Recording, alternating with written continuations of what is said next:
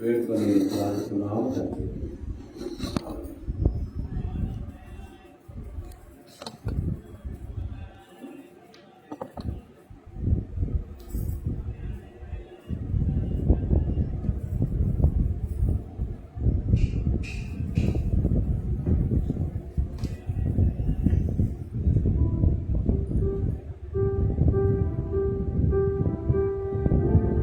ఎంత జాలి యేసువా,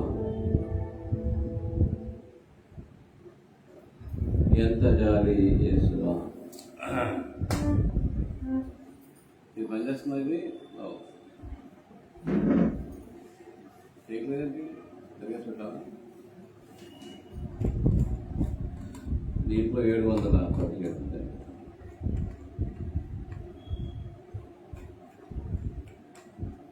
ఎంత జాలి యేసువా, ఇంత యాలి యూహించలేను. ఎంత జాలి యేసువా, ఎంత జాలి యేసువా, ఇంత యాలి యూహించలేను. ఎంత జాలి యేసువా, హానికరుడా హింసకుడను, దేవదోష కూడను నేను. హానికరుడా హింసకుడను, దేవదోష కూడను నేను. అవిశ్వాసి నైనను ఆదరించి నావుగా, ఎంత జాలి యేసువా, ఇంత యాలి యూహించలేను. ఎంత జాలి యేసువా, రక్షకుడా నాకు బదులు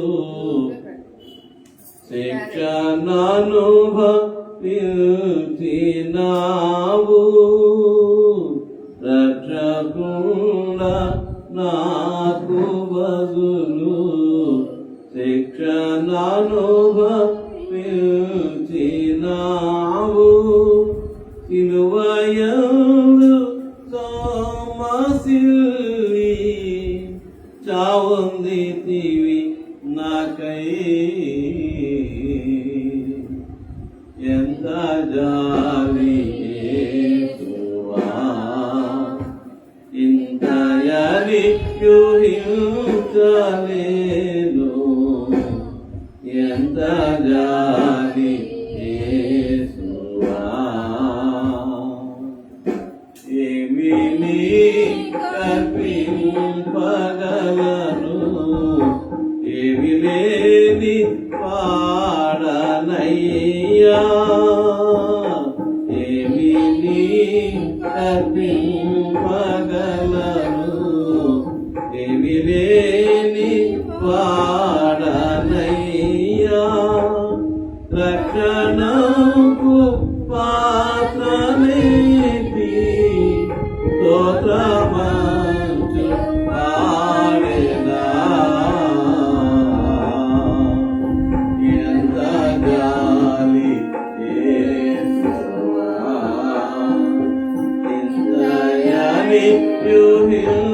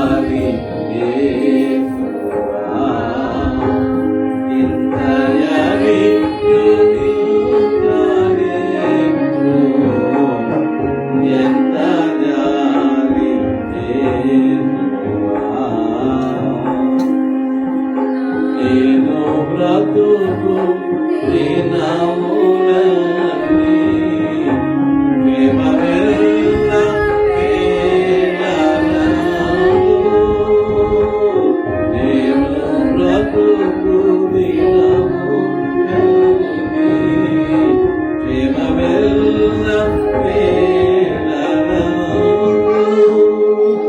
నిశ్చయముగా నీవు నాకు ఇచ్చువాడ ప్రభువా. ఎంత జాలి యేసువా, ఎంత జాలి చూపించవే, ఎంత జాలి యేసువా. నాదు ప్రాణమునకు ప్రభువా తెగదీర్చువాడ నీవు. నాదు ప్రాణమునకు ప్రభువా తెగదీర్చువాడ నీవు. నాదు కాపరివి నీవు, నాకు లేమి లేదుగా. ఎంత జాలి యేసువా, ఎంత జాలి చూపించవే, ఎంత జాలి యేసువా. అందరిలో అతి శ్రేష్ఠుడా, అద్వితీయుడవు యేసయ్యా. అందరిలో అతి శ్రేష్ఠుడా, అద్వితీయుడవు యేసయ్యా. హల్లెలూయా స్తోత్రములను హర్షముతో పాడెదా. ఎంత జాలి యేసువా, ఇంత జాలి చూపించవే, ఎంత జాలి యేసువా.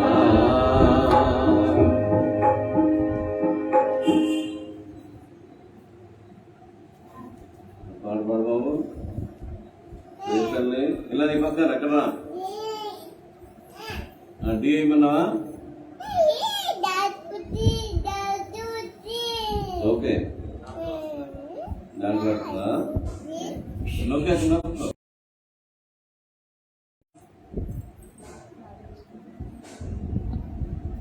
ఈ దినం సదా నా యేసుకే సొంతం. దీంట్లో 7:38 7:38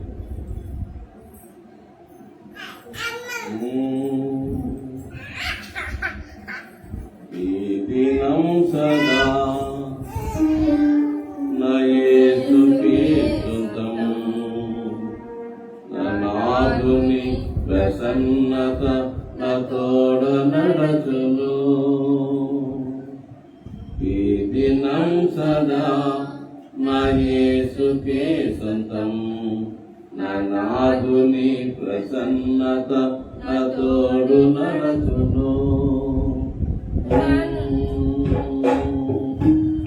ఈ దినం సదా నా యేసుకే సొంతం. ప్రసన్నత నా తోడు నడచును.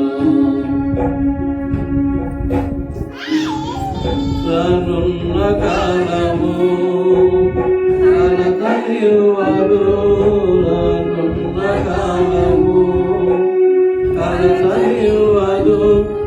నా మంచిగా పరిసదా నన్ను నడుపును. నా మంచిగా పరిసదా నన్ను నడుపును. ఈ దినం సదా నా యేసుకే సొంతం. నా నాథుని ప్రసన్నత నా తోడ నడచును. ఎడారుల లోయలు ఎదురు నిలిచిన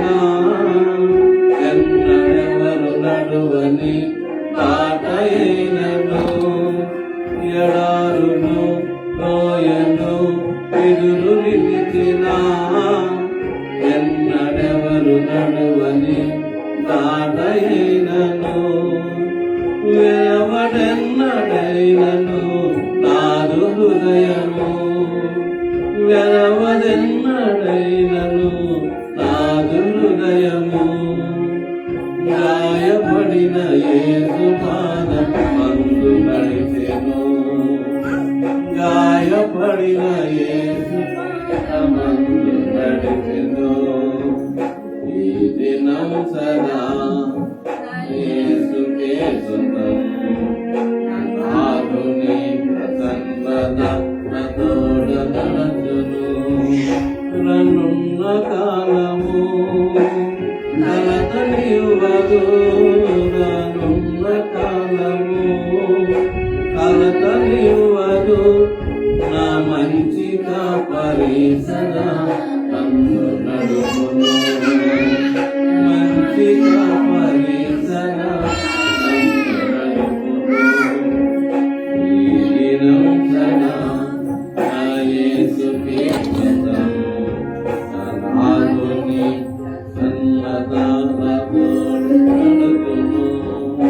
ప్రవాహము వలె యోధకులు ఎదురు వచ్చినా యుద్ధకే కనానోట యేసునామమే ప్రవాహం వలె శోధకులు ఎదురు వచ్చినా యుద్ధకే కనానోట యేసునామమే విరోధమైన ఆయుధాలు ఏమి ఫలించవు విరోధమైన ఆయుధాలు ఏమి ఫలించవు యెహోవా నిస్సియే నాకు విజయము యెహోవా నిస్సియే నాకు విజయము ఈ దినం సదా యేసుకే సొంతం నాదుని ప్రసన్నత తోడ నడచును రానున్న కాలము కలతనివ్వదు రానున్న కాలము కలతనివ్వదు నా మంచి కాపరి సదా నన్ను నడుపును నా మంచి కాపరి సదా నన్ను నడుపును ఈ దినం సదా యేసుకే సొంతం నాదుని ప్రసన్నత నాదుని ప్రసన్నత తోడ నడచును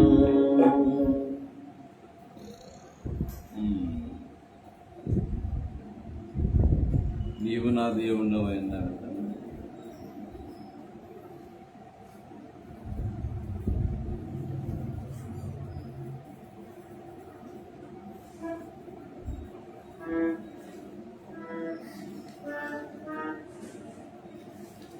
అనేది ఉండాలి 71 ముఖారి రాగి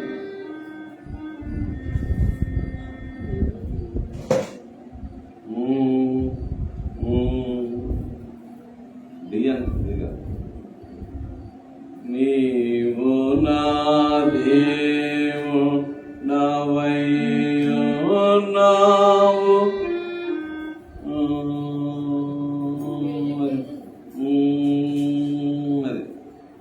నీవు నా దేవుడవైయున్నావు యేసు నాథ నీవిల లోవవే నన్ను రావవే నీవిల లోవవే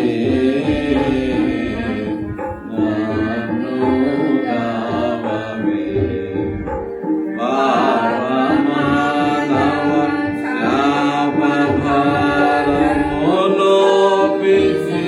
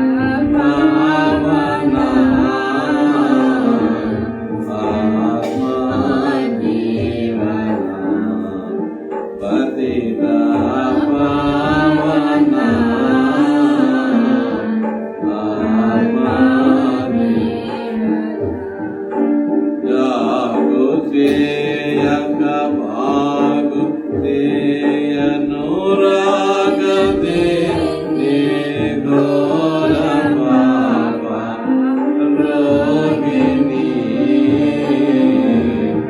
దుఃఖ భాగిని పాప రోగిణి దుఃఖ భాగిని పాపమున రూపుమార్పితే ప్రాపుని వనినామిని లేపవా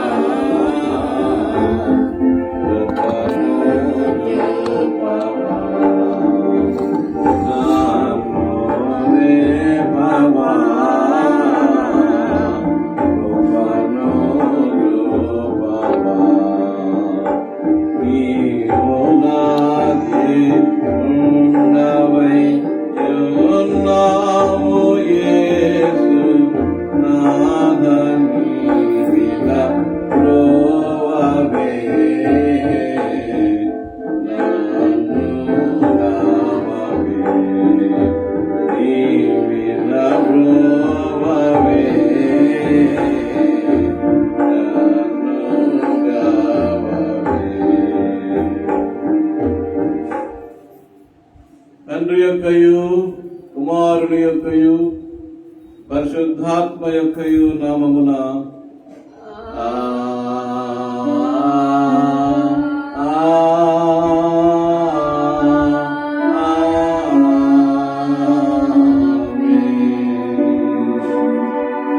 నీ వెలుగును నీ సత్యమును బయలుదేరజేయము. అవి నాకు త్రోవ చూపును. అవి నీ పరిశుద్ధ పర్వతములకును నీ నివాస స్థలములకు నన్ను తోడుకొని వచ్చును. అప్పుడు నేను దేవుని బలిపీఠమునద్దకు నాకు ఆనంద సంతోషములు కలుగజేయు దేవుని యొద్దకు చేరుదును.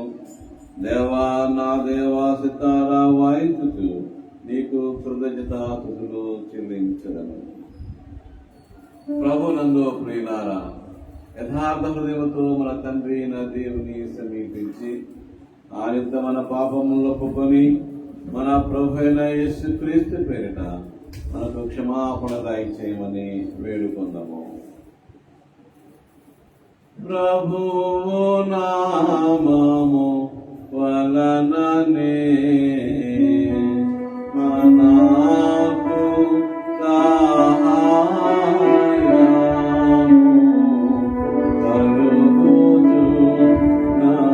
కలుగుచున్నది. భూమి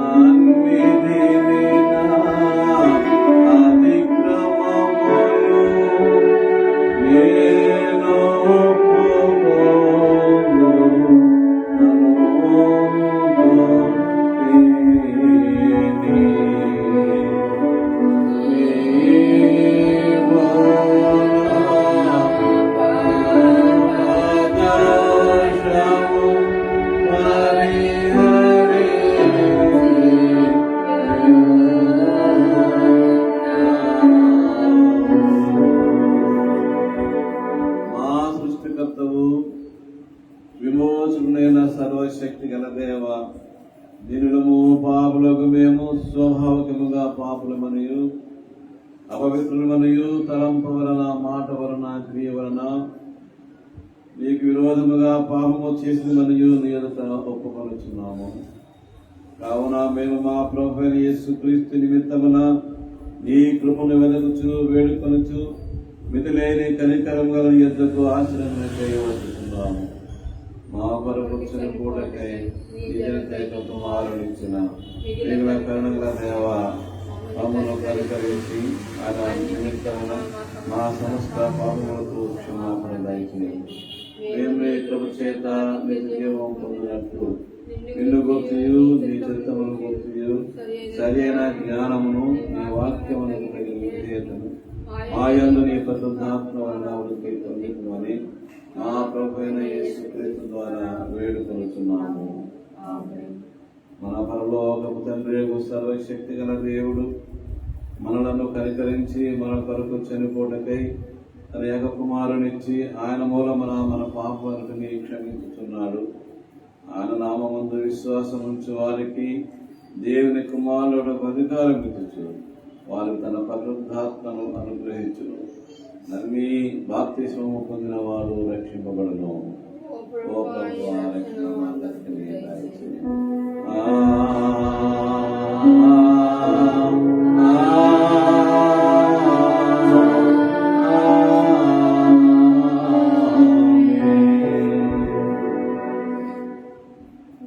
త్రిత్వము తరువాతి 14వ ఆదివారము కొరకైన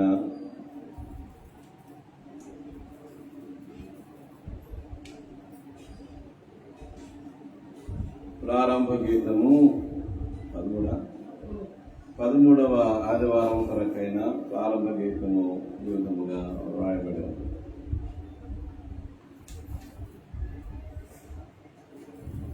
యెహోవా నీ నిబంధనను జ్ఞాపకము చేసుకొనుము, నలిగిన వారిని అవమానముతో వెనుకకు మరలనీయకము. దేవాలయము నీ వ్యాజ్యము నడుపుము, నీ విరోధులు చేయు గల్లత్తు మరువకము. దేవా నీవు నిత్యము మమ్మల్ని విడనాడుచువేమి, నీవు వైపు గొర్రెల మీద నీ కోపము పగలాదుచున్నదేమి. తండ్రికి కుమారునికి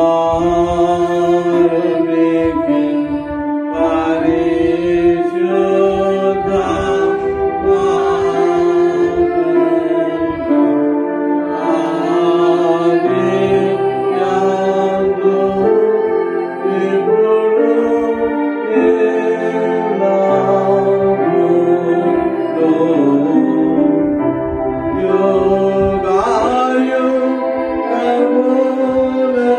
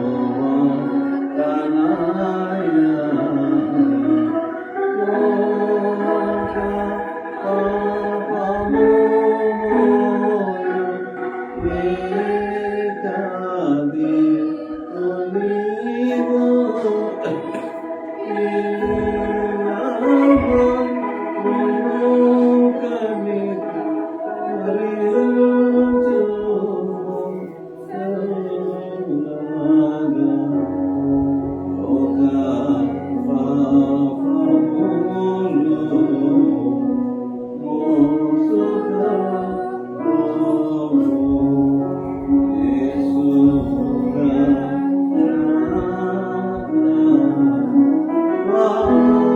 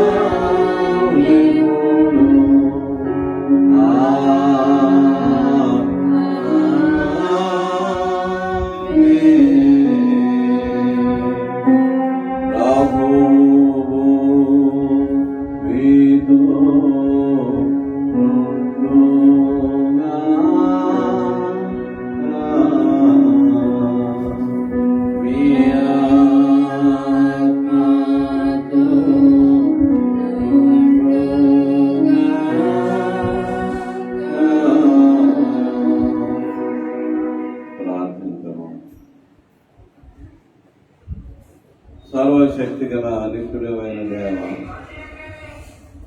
విశ్వాసము, నిరీక్షణ, ప్రేమయు మాలో వృద్ధి చేసి నీవు వాగ్దానము చేసినది పొందులాగున నీవు ఆజ్ఞాపించు వాటిని మేము ప్రేమించినట్లు దయచేయమని నీతోనూ పరిశుద్ధాత్మతోనూ సదా ఏకదేవుడై యుగములు జీవించు పరిపాలించున్నట్లు నీ కుమారుడును మా ప్రభువైన యేసుక్రీస్తు ద్వారా నిన్ను వేడుకొనుచున్నాము తండ్రి.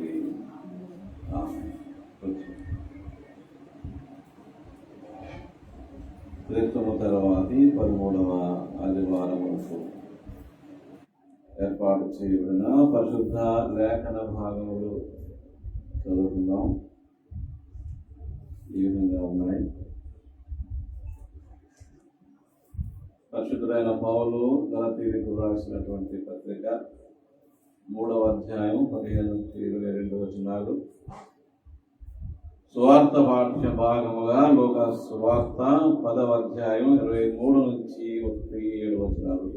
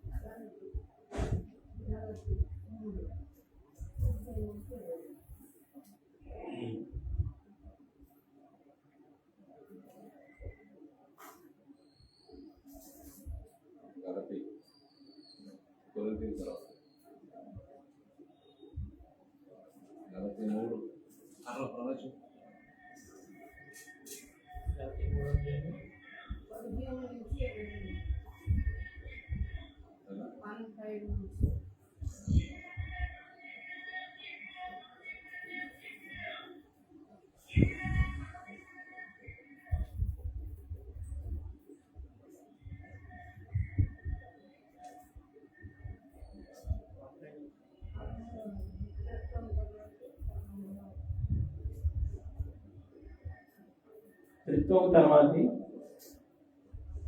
13వ ఆదివారం వరకు ఏర్పాటు చేయబడిన పత్రికా పాఠము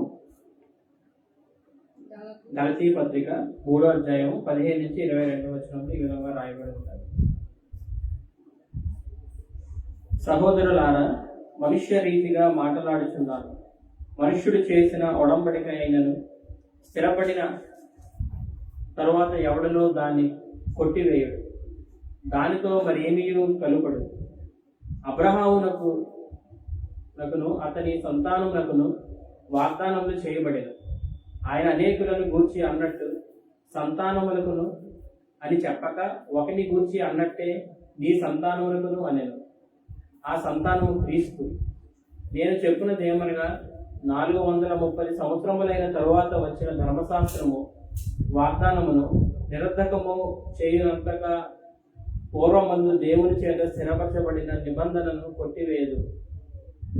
ఆ స్వాస్థ్యము ధర్మశాస్త్రం మూలముగా కలిగిన ఎడల ఇక వాగ్దాన మూలముగా కలిగినది కాదు. అయితే దేవుడు అబ్రహామునకు వాగ్దానము వలననే దానిని అనుగ్రహించాడు. అలాగైతే ధర్మశాస్త్రం ఎందుకు? ఎవరికి ఆ వాగ్దానము చేయబడినో ఆ సంతానము వచ్చే వరకు అది అతిక్రమములను బట్టి దానికి తరువాత ఇయ్యబడింది. అది మధ్యవర్తి చేత దేవదూతల ద్వారా నియమింపబడింది. మధ్యవర్తి ఒకరికి మధ్యవర్తి కాడు, కానీ దేవుడు ఒక్కడే. ధర్మశాస్త్రము దేవుని వాగ్దానములకు విరోధమైనదా? అట్లనరాదు. జీవంప చేయు శక్తి గల ధర్మశాస్త్రము ఇయ్యబడి ఉన్న ఎడల వాస్తవముగా నీతి ధర్మశాస్త్రం మూలముగానే కలుగును, గాని యేసుక్రీస్తు నందలి విశ్వాసం మూలంగా కలిగిన వాగ్దానము విశ్వసించే వారికి అనుగ్రహింపబడినట్లు లేఖనము అందరికీ పాపంలో బంధించెను. ఇట్లు ఈ మధ్యగా వాటి ఉన్నది ఉన్నది.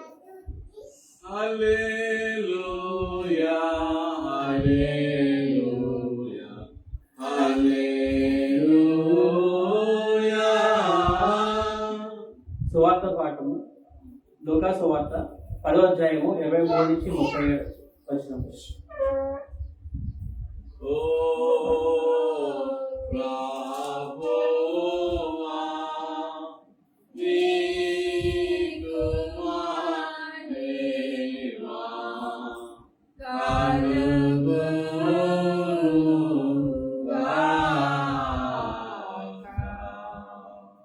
అప్పుడు ఆయన తన శిష్యుల వైపు తిరిగి మీరు చూచుచున్న వాటిని చూచు కన్నులు ధన్యములైనవి. అనేక మంది ప్రవక్తలను రాజులను మీరు చూచుచున్నవి చూడకయు వినగోరి వెనకయు ఉండినని మీతో చెప్పుచున్నానని ఏకాంతమందు వారితో అనేను. ఇదిగో ఒకప్పుడు ధర్మశాస్త్రోపదేశకుడు ఒకడు లేచి, బోధకుడా, నిత్య జీవనకు వారసుడగుటకు నేనేమి చేయవలని ఆయనను శోధించుచు అడిగాను. అందుకు ఆయన, ధర్మశాస్త్రమందు ఏమి రాయబడి ఉన్నది, నీవేమి చదువుచున్నావని అతన్ని అడగగా, అతడు, నీ దేవుడైన ప్రభువును నీ పూర్ణ హృదయముతోను, నీ పూర్ణ మనస్సుతోను, నీ పూర్ణ శక్తితోను, నీ పూర్ణ వివేకముతోను ప్రేమింపవలనియు, నిన్ను వలె నీ పొరుగువాన్ని ప్రేమింపవలనియు రాయబడి ఉన్నదని చెప్పాను. అందుకు ఆయన, నీవు సరిగా ఉత్తరం ఇచ్చితివి, అలాగూ చేయము, అప్పుడు జీవించదవని అతనితో చెప్పాను. అయితే తాను నీతిమంతుడైనట్టు కనుపరుచుకొనక కోరి అతడు, అవును గాని నా పొరుగు వాడెవడని యేసును అడిగాను. అందుకు యేసు ఇట్లనెను, ఒక మనుష్యుడు యెరూషలేము నుండి యెరికో పట్టణమునకు దిగి వెళ్ళుచు దొంగల చేతిలో చిక్కెను. వారు అతని బట్టలు దోచుకొని అతని కొట్టి కొరప్రాణముతో విడిచిపోయేది. అప్పుడు ఒక యాజకుడు ఆ త్రోవను వెళ్ళుట తటస్థించెను. అతడు అతన్ని చూచి ప్రక్కగా పోయాను. అలాగుననే లేవీయుడు ఒకడు ఆ చోటికి వచ్చి చూచి ప్రక్కగా పోయాను.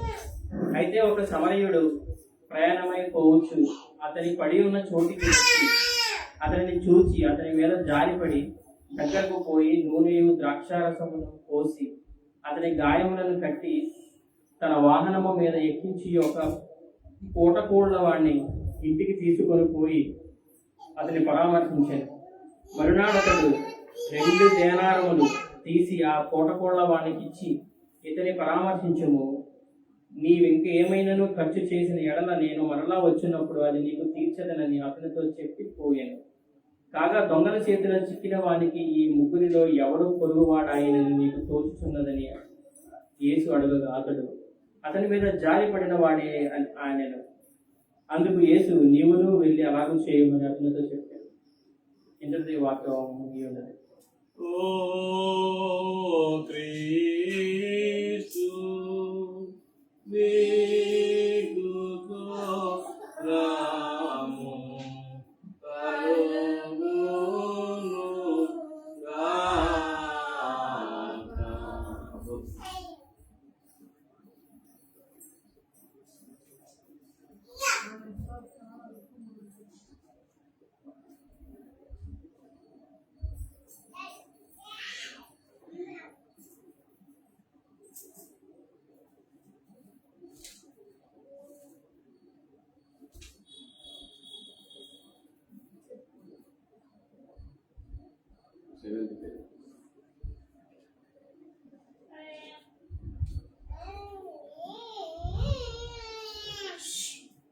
అపోస్తలుల విశ్వాస ప్రమాణం చెప్పుకుందాం.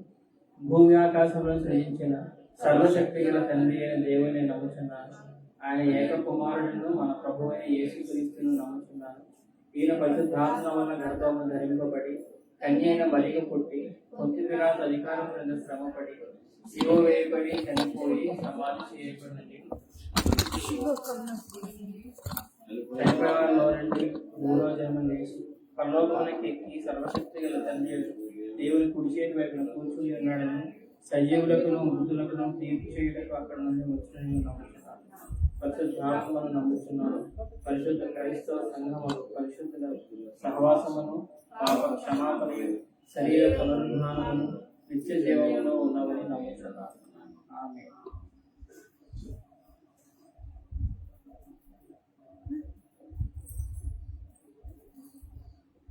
నాలుగొందల 73వ కీర్తన. వద్దు మనసా బుద్ధి కూర్చొని కీర్తన 473వ కీర్తన.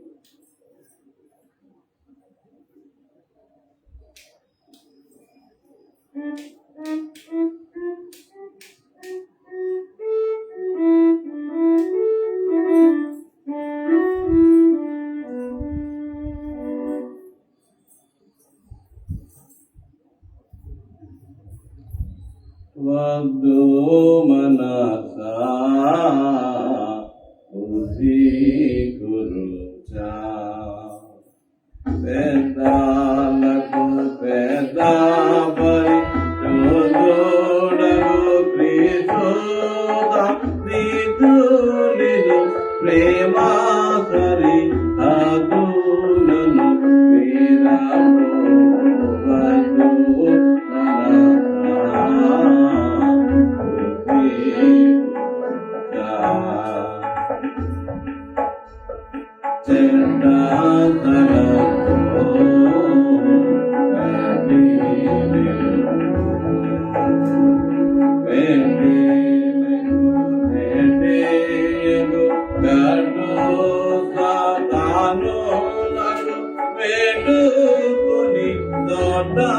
ప్రభు పీఠావని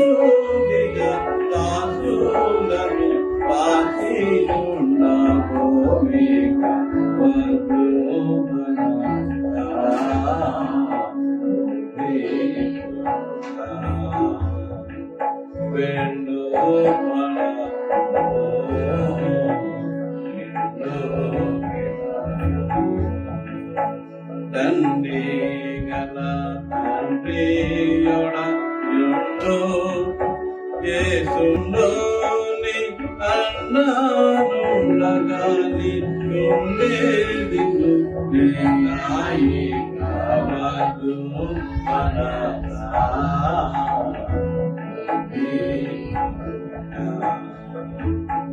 పాటు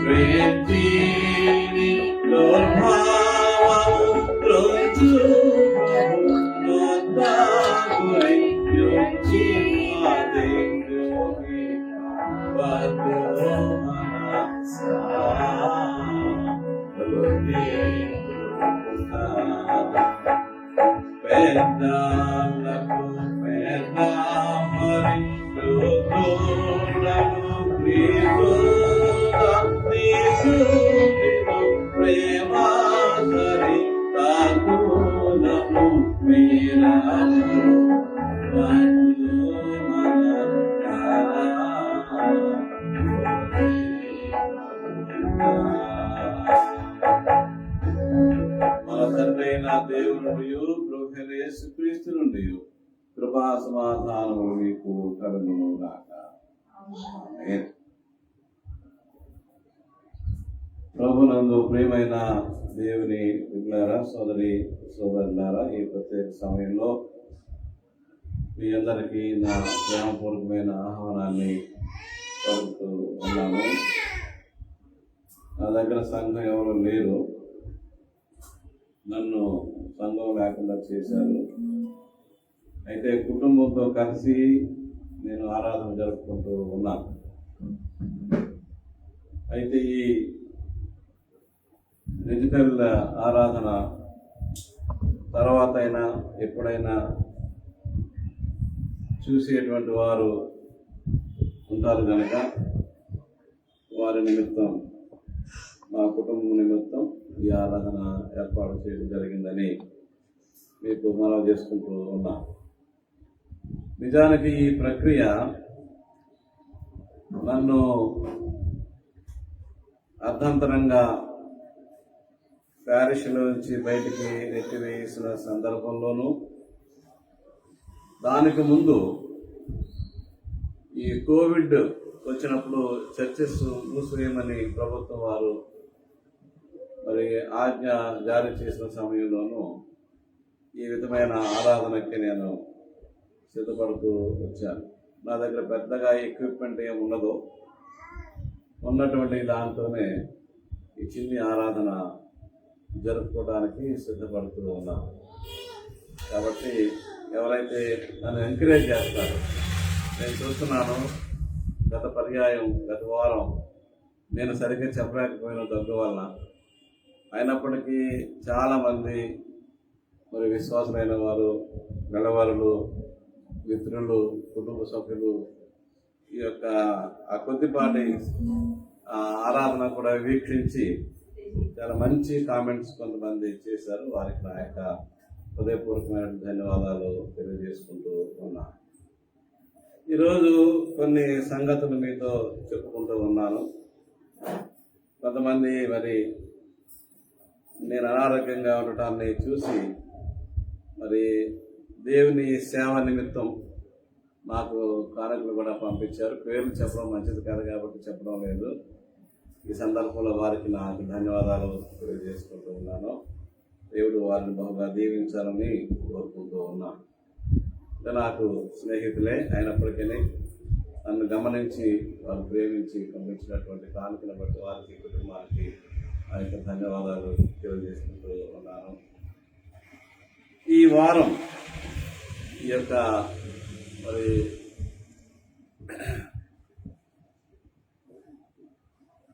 ఈ నెల లేకపోతే ఈ వారం అంతా కూడా మరణాలు ఎక్కువగా వింటూ ఉన్నాం. రీసెంట్గా ఈ ఉదయమే నా యొక్క చిరకాల మిత్రుడు ఆయన ఆంధ్ర క్రైస్తవ కళాశాలలో నాకు పరిచయం అయిన మాకు బంధువులు వాళ్ళు, ఆయన మరి 71 సంవత్సరాల వయసులో మరణించారు. వయసు పెద్దగా కనపడుతుంది కానీ ఆయన అలా ఉండరు. చాలా గొప్ప దైవజనుడు, మంచి సంఘ సంస్కర్త, చాలా ధైర్యవంతుడు, మరియు సెన్స్ ఆఫ్ జస్టిస్, న్యాయం గురించినటువంటి ఆ సెన్స్ ఉన్నటువంటి వాడు. చాలామంది మనుషుల్లో ఈ సెన్స్ ఆఫ్ జస్టిస్ ఉండదు. సెన్సెస్ మీకు తెలుసు కదా, చాలా సెన్సెస్ ఉన్నాయి మనకు. కంటితో చూసేటువంటి ఒక సెన్స్, అలాగే వినేటువంటి సెన్స్, స్కిన్కి ఉండేటువంటి సెన్స్, ఇలాంటి సెన్సెస్ ఉంటాయి. సెన్స్ ఆఫ్ వెయిట్ కూడా ఉంటుంది, మీకు తెలుసు అనుకుంటా కొంతమంది. ఇది పెద్దగా చెప్పరు. బరువును గమనించేటువంటి సెన్స్ కూడా మనుషులకు ఉంటుంది. అయితే మనం మానసికమైనటువంటి సెన్సెస్ కూడా చెప్తాం. దాంట్లో ఈ సెన్స్ ఆఫ్ జస్టిస్, న్యాయాన్ని గురించినటువంటి ఆ స్పృహ చాలా మందికి తక్కువగా ఉంటుంది, ఉండదు. ఆ సెన్స్ చాలా మందికి ఉండదు. అంటే కల్చరల్గా, అంటే సాంస్కృతికంగా లేకపోవడం ఒకటి, మానసికంగా వారికి సంసిద్ధత లేకపోవడం వలన చాలా మందికి ఉండదు. ఆయన సెన్స్ ఆఫ్ జస్టిస్ ఉన్నటువంటి వ్యక్తి. ఆయన సిఆర్ గారు అంటారు. ఆయన పేరు ప్రసాద్, వరప్రసాద్ గారు, కప్పల వరప్రసాద్ గారు, రావులపాలెం గ్రామానికి చెందినటువంటి వారు. వారు దేవుని సన్నిధానాన్ని చూస్తున్నారు. వారిని దర్శించడానికి వెళ్ళాను ఉదయం. అదొక విచారకరమైన, దుఃఖకరమైన సంగతి. గొప్ప వ్యక్తి, మనం చెప్పుకోదగినటువంటి వ్యక్తి. వారు దేవుని సన్నిధానాన్ని చేరుకున్నారు. వారి కుటుంబం గురించి మనం ప్రార్థన చేయాలని నేను మనవి చేస్తున్నాను. అలాగే మరొక దుఃఖకరమైన సంగతి ఏంటంటే, మా పాస్టమ్మ గారి యొక్క తల్లి గారు, వారు చంద్రలేని గారు, టీచర్, రిటైర్డ్ టీచర్ గారు. దేవుని కృపలో 92 సంవత్సరాలు మరి జీవించారు. మరి 92 సంవత్సరాలు ఎంతైనా 3 నెల 4 నెలలు అయింది. దాంట్లో వారు మరి దేవుని సన్నిధానానికి చేరుతున్నారు అనారోగ్య కారణంగా. మంచి ఆరోగ్యం, కానీ కొంచెం అనారోగ్యం మరి వయసును బట్టి తట్టుకోలేక వారు దేవుని సన్నిధానానికి చేరుకున్నారు. వారి కుటుంబాన్ని బట్టి కూడా మీకు మనం చేసుకుంటున్నాం, ప్రార్థన చేయండి. మరొక దుఃఖకరమైన సంగతి ఈ నెల ఇలాంటి వారంలో జరిగింది. కిర్క్, ఈయన పేరేంటి, చార్లీ కిర్క్ అనేటువంటి ఆయన అమెరికాలో మరి డిఫెండర్ ఆఫ్ క్రిస్టియన్ ఫెయిత్, క్రైస్తవ విశ్వాసాన్ని సమర్థిస్తూ చాలా చక్కని ప్రసంగాలు అలాగే మీటింగ్స్ ఆర్గనైజ్ చేసినటువంటి వ్యక్తిగా ఈ చార్లీ కిర్క్ అనే యవనస్తుడు 31 years ఆయన గొప్ప సేవ చేస్తూ ఉన్నాడు. మన ట్రంప్ గారికి బాగా సన్నిహితంగా కూడా ఉన్నట్టుగా కొన్ని వార్తలు కథనాలు వారి గురించి చెప్పబడుతున్నాయి. ఆయన కూడా ఒక దుండగుడు కాల్చి చంపేశారు. అమెరికాలో ఉన్నటువంటి ఉద్యమాలంటే వారు మానవ హక్కుల ఉద్యమంలోనే రూపంలోనే వస్తారు. వాళ్ళు ఎల్జీబీటీ ఈ యొక్క మరి లెస్బియన్, తర్వాత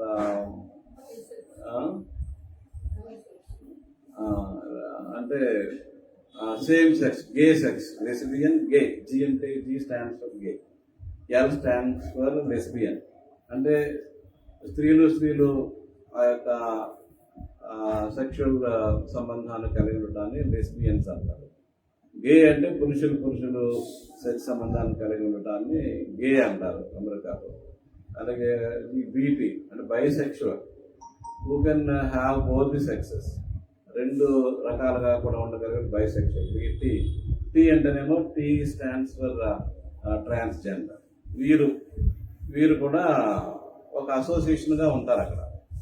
వారు ఏమంటారంటే మా హక్కు అది, మాకు అలాగే ఇష్టమైంది, మా మైండ్ మా శరీరం కూడా దాన్నే కోరుకుంటుంది, మమ్మల్ని అబ్జెక్ట్ చేయదని చెప్పేసి వాళ్ళు కోరుకుంటూ ఉంటారు. ఇప్పుడు ఈయన ఇది అసహజమైంది అని చెప్పేసి ఈయన మనలాగే వాదిస్తూ ఉంటాడు. అసహజమైంది కనుక బైబిల్ కూడా దాన్ని నిషేధిస్తుంది కనుక అని చెప్పేసి చెప్తా ఉంటారు. బిబ్లికల్గా దాన్ని ఒప్పుకోవడానికి సరే, ఆ డిస్ట్రిక్ట్లోకి మనం వెళ్ళవలసిన అవసరం మనకు లేదు, అది అప్రస్తుతం ఇప్పుడు.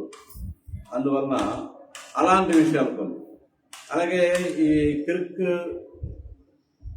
చెప్పే సిద్ధాంతం మరొకటి ఏంటంటే భ్రూణ హత్య, అంటే గర్భస్థ శిశువును ముక్కలు చేసి చంపేయడానికి కూడా ఆయన వ్యతిరేకం.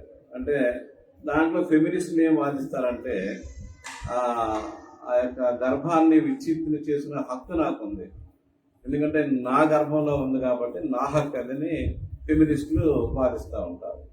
కానీ ఈయన కిర్క్కి ఉన్నటువంటి చార్లీ కిర్క్ ఏం చెప్తారంటే లేదు, అదొక ప్రాణే కదా, లోపల బ్రెయిన్స్ ఉంటాయి, ఫీలింగ్స్ ఉంటాయి, అన్నీ ఉంటాయి కదా, మీరు గర్భ విచ్ఛిన్నం చేసుకున్నప్పుడు ఆ గర్భాన్ని తీసేసుకున్నప్పుడు డాక్టర్ గారు ముక్కలుగా దాన్ని కట్ చేసేస్తారు, ప్రాణాన్ని చంపేస్తారు కదా, కాబట్టి అది తప్పు కదా, పాపం కదా అని ఈయన వాదం. కాబట్టి ఇలాంటి కాంట్రవర్షియల్ అంశాల గురించి వాళ్ళు అమెరికా సిటిజన్స్ కొంతమంది చాలా సీరియస్ అయిపోతారు ఆయన మీద. ఇతన్ని బాగా ద్వేషించడం ప్రారంభించారు. ఎక్కువగా ద్వేషించడం వల్ల చివరికి అది ఆయన్ని కాల్చి చంపే వరకు దారి తీసింది అనేటువంటిది ఒక ఆలోచన. సరే, ఏమైనప్పటికీ దైవజనుడు దేవుని వాక్యాన్ని బాగా విస్తృతంగా, అంటే ఈ రోజుల్లో చాలామంది దేవుడు లేడనే సిద్ధాంతం వైపు ఎక్కువగా మొగ్గు చూపేటువంటి దినాల్లో ముఖ్యంగా యువకులు వారికి ఉన్నటువంటి ఆలోచన జ్ఞానాన్ని బట్టి దేవుడు లేడని కన్ఫర్మ్ అయిపోతూ ఉన్నారు. ఎందుకు అవుతున్నారో వారికే తెలుసారు, మనకు తెలియదు. అందుచేత అలాంటి దినాలు మళ్ళీ he's trying to bring them back to the faith, మళ్ళీ క్రైస్తవ విశ్వాసంలోని తిరిగి తెచ్చేటువంటి ప్రయత్నంలో ఉన్న గొప్ప యవనస్తుడిగా ఆయన సువార్తికుడిగా ఆయన ఉన్నాడు. చాలా ఆర్గ్యుమెంటేటివ్, చాలా చక్కని లాజికల్గా ఆర్గ్యూ చేస్తూ వాళ్ళని కన్విన్స్ చేయగలుగుతున్నారు. కాబట్టి ఆయన మీద కక్ష పొంది వారు ఆయన్ని చంపేయడం జరిగింది. అదే మన పగడాల ప్రవీణ్ కూడా అలాంటి హత్యే. హిందూ మతోన్మాదులకి ఆగ్రహాన్ని కలిగించాడు ఆయన. ఆయన చనిపోయినప్పుడు బాగా తెచ్చారని పాటలు పాడినప్పుడు కూడా ఉందని మీకు తెలిసిందే. లేదా బాగా అటు తాగే చచ్చిపోయాడని చంద్రబాబు నాయుడు గారు లాంటి మరియు ముఖ్యమంత్రి గారు కూడా చెప్పడం చాలా దుఃఖకరం. మరి ఆయన కామెంట్ చేయకుండా ఉండవలసింది, కానీ ఆయన బీజేపీ దగ్గర ఉన్నాడు కనుక వారిని సంతోషపెట్టడం కోసం చంద్రబాబు నాయుడు గారు ఎవరో అంట పాస్ట్ అంట యాక్సిడెంట్ మీద చచ్చిపోతే మేము చంపేశామన్నారు అని చెప్పేసి ఆయన కొంచెం కేర్లెస్గా నిర్లక్ష్యంగా మాట్లాడడం జరిగింది. బట్ బీ కేర్ఫుల్, జాగ్రత్తగా ఉండాలి. ఎవరైనా సరే ఎవరు జాగ్రత్తగా ఉండాలి. దేవుని యొక్క ఒక దృష్టి మీ మాటల మీద ఉండుంటే కనుక దానికి తగిన పర్యవసానాలు అనుభవించవలసి వస్తుంది. చాలా ఘోరంగా ఉంటుంది. అయ్యో అంటాం, అప్పుడు అందరూ అయ్యో అంటాం. కాబట్టి మీరు ఓపెన్ యువర్ మౌత్. ప్రజలకి నాయకుడిగా ఉన్నప్పుడు మరి మీ ప్రజల్లో, మీ దగ్గర ఉన్న ప్రజలు అందరూ ఉంటారు.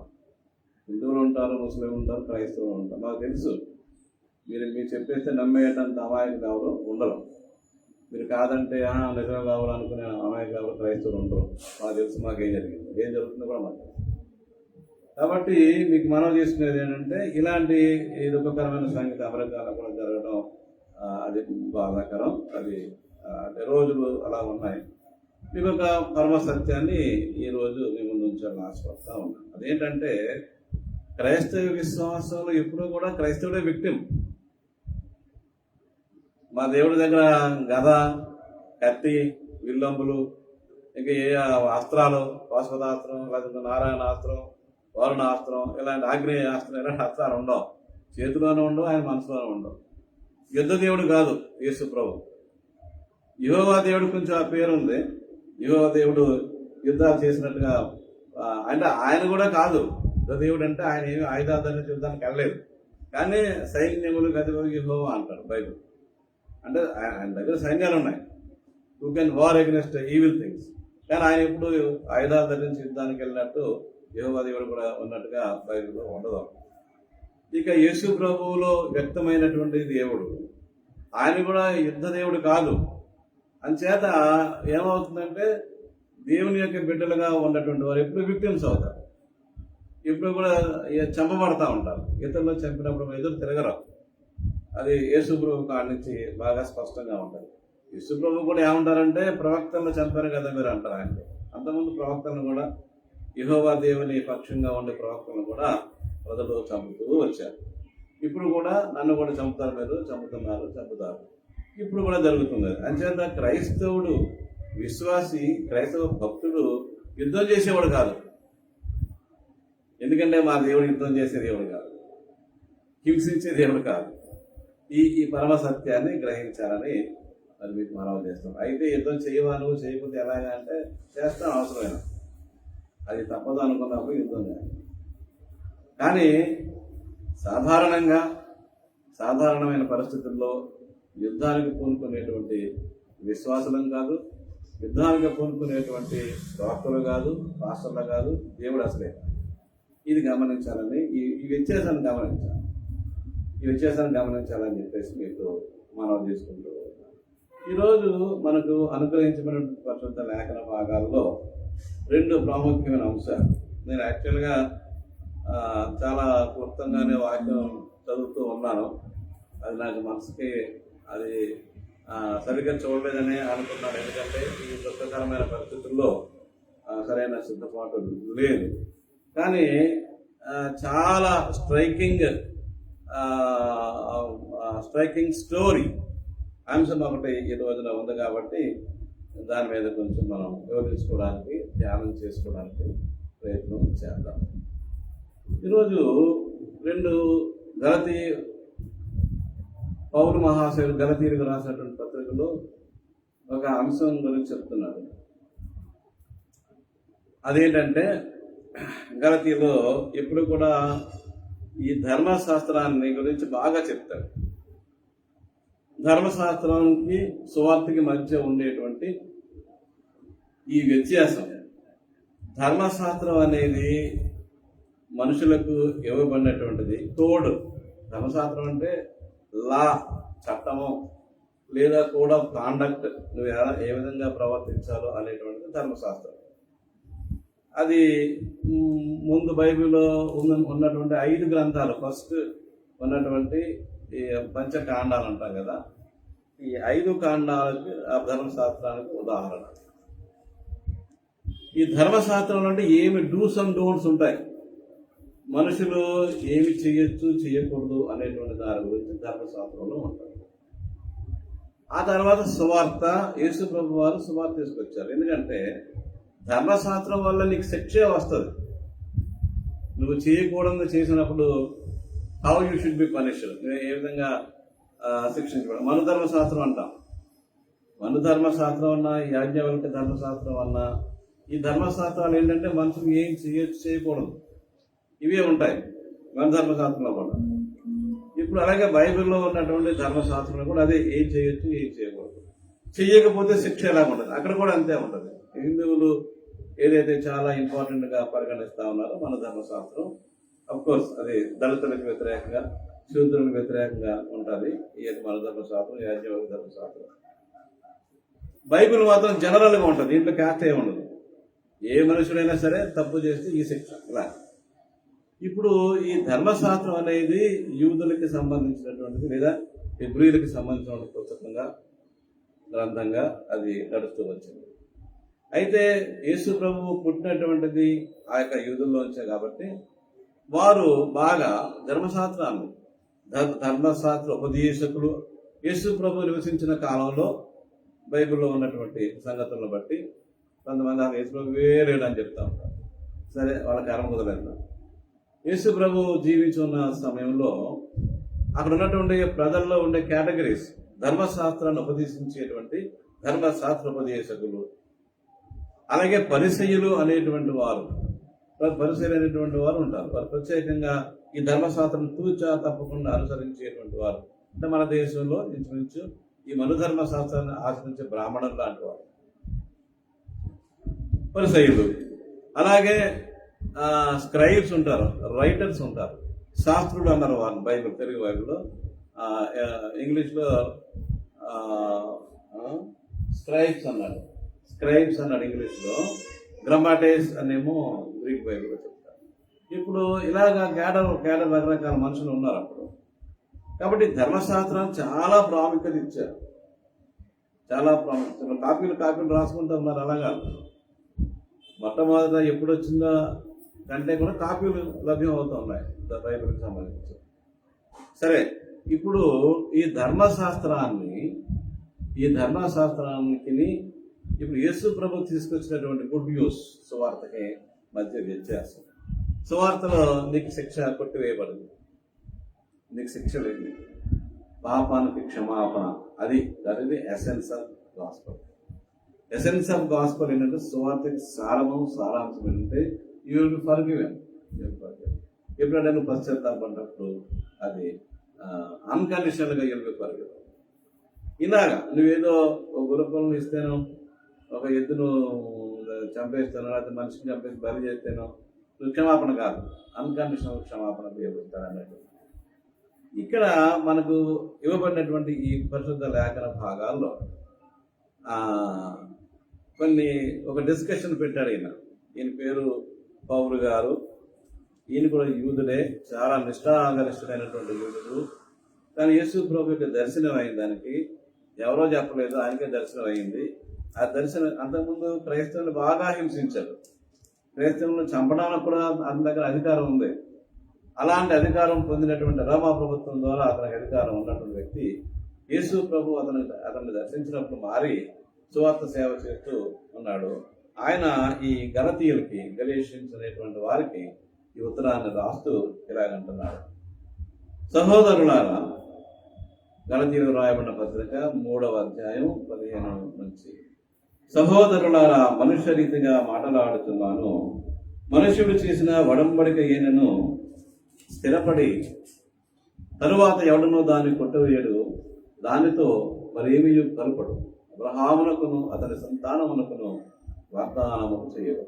మరి ఈవేళ పాఠ్యభాగంలో దేవుడు మనుషులతో చేసినటువంటి ఒక ఒడంబడిక కవనెంట్, ఒడంబడిక గురించి మరియు ఒక వాగ్దానం గురించి, ఒక ప్రామిస్ గురించి మాట్లాడు. ఒక వాగ్దానం, ప్రామిస్ గురించి కొంచెం ఇది డిఫరెంట్గా ఉంటుంది. మన హిందూ దేశంలో వినే వారికి ఈ కాన్సెప్ట్స్ కొత్తగా ఉంటాయి, ఈ ఆలోచనలు కొత్తగా ఉంటాయి. అందుకనే కొంతమంది క్రైస్తవ విశ్వాసాన్ని ద్వేషిస్తాం, మనకి అర్థం కాక. ఎందుకంటే మన కల్చర్లో, హిందూ దేశంలో ఉన్న కల్చర్లో ఈ మాటలు ఉండవు. మాటలు ఉంటాయి కానీ అది రిలీజియస్గా ఉండదు, అది మామూలుగా ఉంటుంది. కానీ ఇక్కడ ఈ రిలీజియన్లో, బైబిల్కి సంబంధించినటువంటి మతంలో, విశ్వాసంలో, లేకపోతే ఈ ఫెయిత్లో ఉండేటువంటిది ఏంటంటే ఇక్కడ ఒక ఒడంబడిక అనేటువంటి ఉంటుంది. Covenant between God and people, మనుషులకి దేవునికి మధ్య ఒక ఒడంబడిక జరిగింది. అలాగే అదే మనుషులకి దేవుడు ఒక వాగ్దానం ప్రామిస్ చేశాడంట.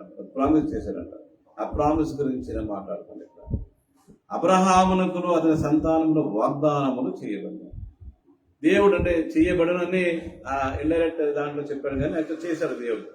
ఇదిగో నీ సంతానము ఇసుక రేణువులాగా ఉంటుంది, నీ సంతానము అదిగో ఆకాశపు నక్షత్రాలలాగా ఉంటాయి, కలకాలం ఉంటారు మీరు అని చెప్పేసి దేవుడు ప్రామిస్ ఇచ్చాడు అబ్రహాముకి. ఈ అబ్రహాముకు దేవుడు చేసిన వాగ్దానాన్ని గురించి, ఆ ప్రామిస్ గురించి చెప్తున్నాడు. కాబట్టి అన్నట్టు, అంటే ఒక మనిషికి అన్నట్టు సంతానములకు అని చెప్పగా ఒకరి గురించి అన్నట్టు నీ సంతానమునకు అనెను. అయితే ఈయన ఇంటర్ప్రిటేషన్ ఏమిస్తాడంటే, నిజానికి ఈయన సంతానం జనాలకే ఇచ్చాడు దేవుడు. పౌలు మహాశయుడు దాన్ని కొంచెం మార్చి ఆ సంతానం ఎవరో తెలుసా, క్రీస్తు అని ఆయన సొంత ఇంటర్ప్రిటేషన్ ఇస్తున్నారు. ఇవ్వచ్చు, ఆయనకి హక్కు ఉంది కాబట్టి చెప్తున్నారు. ఇప్పుడు లెక్క కూడా చేసి చెప్పాడు ఇక్కడ ఆయన.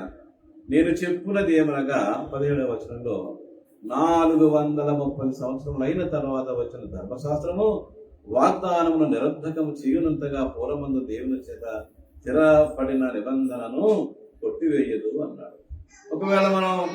ఒకవేళ ఇక్కడ కంపారిజన్ చేద్దాం, వాగ్దానానికని ఈ ధర్మశాస్త్రానికి నిబంధనలకి మధ్య ఉండే ఆ టెన్షన్, ఆ ఘర్షణని ఈయన వివరించి చెప్తున్నాడు. ఘర్షణ ఏంటి? అబ్రహాము తర్వాత 430 సంవత్సరాల తర్వాత ఈ యొక్క ధర్మశాస్త్రం వచ్చింది. చాలా గమనించారు క్రైస్తవులు, ముఖ్యంగా ఈ చరిత్రని జ్ఞాపకం చేస్తారు. ఈ లెక్కలు ఎంత మేరకు కరెక్ట్ అనేది కొంచెం డౌట్ఫుల్గా ఉంటుంది. మనం లెక్కేసుకోవాలి, అంత సులభం కాదు. ఎందుకంటే ఈ కాలాలు, టైంలు అప్పటికి ఇంకా ఫిక్స్ అవ్వలేదు సరిగా. ఈ వారానికి 7 రోజులు ఉంటే తెలుసు అందరికీ. ఈ నెల 30 రోజులుగా ఉండేటువంటిది సరిగా తెలియనటువంటి కాలం అది, సంవత్సరాలు కూడా సరిగా తెలియనటువంటి కాలం అది. అయినప్పటికీ ఆ మాటలు ఉన్నాయి, పదాలు అయితే ఉన్నాయి. ఇప్పుడు ఈ 430 సంవత్సరాల తర్వాత వచ్చిన ధర్మశాస్త్రం ఎప్పుడు వచ్చింది? మోషేకు వచ్చింది. అబ్రహాముకు మోషేకు మధ్య ఉండే కాలం ఈ 430 సంవత్సరాలు చెప్తున్నాడు. కాబట్టి అప్పుడు వచ్చిన ధర్మశాస్త్రం ఏమో తర్వాత వచ్చింది, దానికి ముందే వాగ్దానం వచ్చింది. అది ఆయన లాజిక్. అది ధర్మశాస్త్రం నేను శిక్షించేటువంటి ధర్మశాస్త్రం ఏమో తర్వాత వచ్చింది, కానీ దానికంటే ముందే దేవుని యొక్క వాగ్దానం ఉంది, ఓడంబడుతుంది, నీకు క్రీస్తు నీకు అనుగ్రహించబడతాడని. అంటే ఆయన ఏం చెప్తున్నాడంటే, పరిశుద్ధైన పౌలు చెప్పదలిచింది ఇక్కడ ఏంటంటే, ఈ పాఠ్యభాగంలో అబ్బాయి ధర్మశాస్త్రం నిన్ను శిక్షిస్తుంది, నీకు పనిష్మెంట్ ఇస్తుంది, నీ ప్రతి తప్పును కూడా పట్టుకుంటుంది, ఊరుకోదు. ఎందుకంటే ఈ కోడ్ ఆఫ్ కాండక్ట్ నువ్వు ఏం చేయాలో ఏం చేయకూడదు చెప్తుంది. కాబట్టి ఎన్ని తప్పులు ఉంటే అన్ని తప్పులు పట్టుకుంటా శిక్షిస్తుంది ధర్మశాస్త్రం. దాంట్లో చిన్న చిన్న పనిష్మెంట్ కానీ పెద్ద మరణ శిక్ష దాకా ఉంటుంది. కానీ దానికంటే ముందు దేవుడు వాగ్దానం చేశాడు అబ్బాయి మనకి. అది ఎవరినంటే యేసు ప్రభువును, క్రీస్తును వాగ్దానం చేశాడు. క్రీస్తట మనకి మధ్యవర్తిగా ఉన్నాడు అంటున్నాడు 20వ వచనంలో. క్రీస్తు అంటే ఎవరంటే, క్రీస్తు అంటే ఎవరు? 3:20లో మధ్యవర్తి, ఒకరికి మధ్యవర్తి కాడు కానీ దేవుడు ఒక్కడే అన్నాడు. ఈ మధ్యవర్తి దేవునికి మనకి మధ్య ఉన్నటువంటి ఆ యొక్క వైమనస్క్య పరిస్థితి అంటారు. దేవునికి మనకి సంబంధం సరిగా లేదు అని చేయొద్దన్నాడు, చేస్తున్నాం, చేయమన్నాడో చెయ్యము. కాబట్టి కొంచెం టెన్షన్ ఉంది దేవుడికి మనకని మనుషులకి అని అకార్డింగ్ టు వైఫ్. ఇలాంటి సందర్భంలో ఒక మధ్యవర్తిగా వచ్చాడు, మళ్ళీ ఆయన వచ్చాడు. క్రీస్తు అనేది క్రీస్తు అనేటువంటి ఆయన మనకు మధ్యవర్తిగా వచ్చాడు అని పౌలు మహాశయుడు చెప్తున్నాడు. మళ్ళీ ఆయనే దేవుడు, ఆ మధ్యవర్తి కూడా ఆయనే, క్రీస్తు కూడా దేవుడు ఆయనే. ఈ సందర్భంలో ఈ వాగ్దానం ప్రివేల్ అవుతుంది. ధర్మశాస్త్రం మీద అంటే ముఖ్యంగా యూదుల్ని కన్విన్స్ చేస్తాను ఈయన. ఈ వాటికి వారు గమనించుకోవాలేమో, బహుశా తెలుగులో ఎవరన్నా ఉన్నారో నాకు తెలియదు, కానీ ఈవేళ వారు గమనించే పాఠ్యభాగం చదివితే అర్థమయ్యేది ఏంటంటే, ధర్మశాస్త్రం not the final or the beginning. ధర్మశాస్త్రం అనేది మధ్యలో వచ్చింది, ముందొచ్చిందే క్రీస్తు. నీకు బెనివలెంట్ ప్రామిస్, కరుణాయుతమైనటువంటిది ముందుగానే దేవుడు ఇచ్చాడు. కరుణాపీఠం పాడతాం, కరుణాపీఠం కూడా. కాబట్టి దేవుడు మంచి వాగ్దానం, క్రీస్తుని నీకు వాగ్దానం చేశాడు. క్రీస్తు ద్వారా నీకు రక్షణ. నువ్వు ఒక పాప భూయిష్టమైన జీవితంలో జీవించుంటే, దేవునికి విరోధంగా నువ్వు జీవించుంటే, ఆయన ద్వారా, క్రీస్తు ద్వారా నీకు రక్షణ అనేటువంటి చెప్పడం ఈరోజు పాఠ్యభాగం పొందాలి ఉద్దేశం అని నేను మీకు మనవి చేస్తున్నాను. చాలా బాగా చెప్తారు ఈ ధర్మశాస్త్రం గురించి. ధర్మశాస్త్రం ఉండాలి వద్దా? అయితే ధర్మశాస్త్రం వద్దా అండి పక్కన మాట్లాడదామనంటే ఏమన్నాడంటే, ఎక్కడైనా 24వ వచనంలో మన పాఠ్యభాగం లేదు, కానీ అది మీకు అర్థం అవడానికి చెప్తాను. ధర్మశాస్త్రం దాన్ని వాట్ ఇస్ ఇట్ వాజ్. ధర్మశాస్త్రం అంటే మనకి ఏమిటి? కాబట్టి 24లో మనము విశ్వాస మూలమున నీతిమంతులమని తీర్చబడినట్లు క్రీస్తునందుకు మనలను నడిపించుటకు ధర్మశాస్త్రము మనకు బాల శిక్షకుడు ఆయను అన్నారు. ధర్మశాస్త్రం వదిలేయకూడదు, ధర్మశాస్త్రం కావాలి మనకి. యేసుక్రీస్తు దగ్గరగా మనల్ని నడిపించడానికి ధర్మశాస్త్రం అనేటువంటిది ఆ చిన్న ఎలిమెంటరీ స్కూల్ టీచర్ లాగా, కాన్వెంట్ టీచర్ లాగా, ఇంకా చెప్పాలంటే అంగన్వాడీ టీచర్ లాగా అయిందంటున్నారు. చిన్న స్కూల్ పిల్లల టీచర్ లాగా ధర్మశాస్త్రం పనిచేయాలి. అది దట్ ఈస్ ది వాల్యూ. దీనికి ఎంత వాల్యూ ఇవ్వాలో మీరు గమనించుకోవాలి. ధర్మశాస్త్రం వదిలేయట్లేదు. ఇక్కడ కొంచెం ఆఫ్ ది బైబిల్ వెళ్తాను నేను. మన దేశంలో గొప్ప దైవజనులు బ్రాహ్మణుల నుంచి క్రైస్తవ విశ్వాసంలోకి వచ్చినటువంటి వారు ఉన్నారు. చెంచయ్య, చక్రయ్య, అప్పస్వామి అనేటువంటి వారు. ఈ నెల్లూరు నుంచి మెడ్రాసు ఈ ప్రాంతంలో ఉన్నటువంటి బ్రాహ్మణులు వారు మారిన తర్వాత వారు ఏమన్నారంటే, మేము మా యొక్క హిందూ గ్రంథాలను వదలం, మారిన తర్వాత కూడా వదలం అన్నారు. ఏమయ్యా బాబు అంటే, ఇదిగో మీ ధర్మశాస్త్రం మీకు బాలశిక్షకుడు అని బైబిల్లో ఉంది కదా, అలాగే మాకు మా హిందూ గ్రంథాలు ఏవైతే ఉన్నాయో, అప్పుడు సరే చదవలేదు, మా హిందూ గ్రంథాలు ఏవైతే ఉన్నాయో అవి మాకు బాలశిక్షకుడుగా పనిచేస్తాయి. మీ ఓల్డ్ టెస్ట్మెంట్, మీ పాత నిబంధన ఎలాగైతే మీకు పనిచేస్తుందో, ఇది కూడా విశ్వాసంలోనికి, భక్తిలోనికి మమ్మల్ని నడిపించడానికి హిందూ గ్రంథాలు మాకు బాలశిక్షకుడుగా పనిచేస్తాయని చెప్పేసి వారు చెప్పడం జరిగింది. సరే, అది వారి ఉద్దేశం. ఈరోజు మీకు నేను మనవి చేసుకునేది ఏంటంటే, ఈ యొక్క విశ్వాసం ఇదొక మెట్టు, ధర్మశాస్త్రం అనేది ఒక స్టెప్ అనుకుందాం. ఎందుకంటే నువ్వు ఏం చేయొచ్చో ఏం చేయకూడదో చెప్తుంది, కానీ దాని యొక్క పర్యవసానం ఏమిటి? అసలు దాని పర్యవసానం ఏమిటి? ఈ వాగ్దానాన్ని మనం అనుభవించిన తర్వాత మనం ఏం చేయాలి? ఈ వాగ్దానాన్ని ఈ వాగ్దానానికి ముందు ఈ లేఖనం మనల్ని ఏం చేస్తుందంటే బంధించింది అంటున్నాడు 22వ వచనంలో. యేసుక్రీస్తునందలి విశ్వాస మూలముగా కలిగిన వాగ్దానం లేఖనము అందరినీ పాపములో బంధించారు. ఈ లేఖనం అంటే ఈ ధర్మశాస్త్రం మిమ్మల్ని పాపంలో బంధించింది, అలా పట్టుకుని కూర్చుంది మిమ్మల్ని.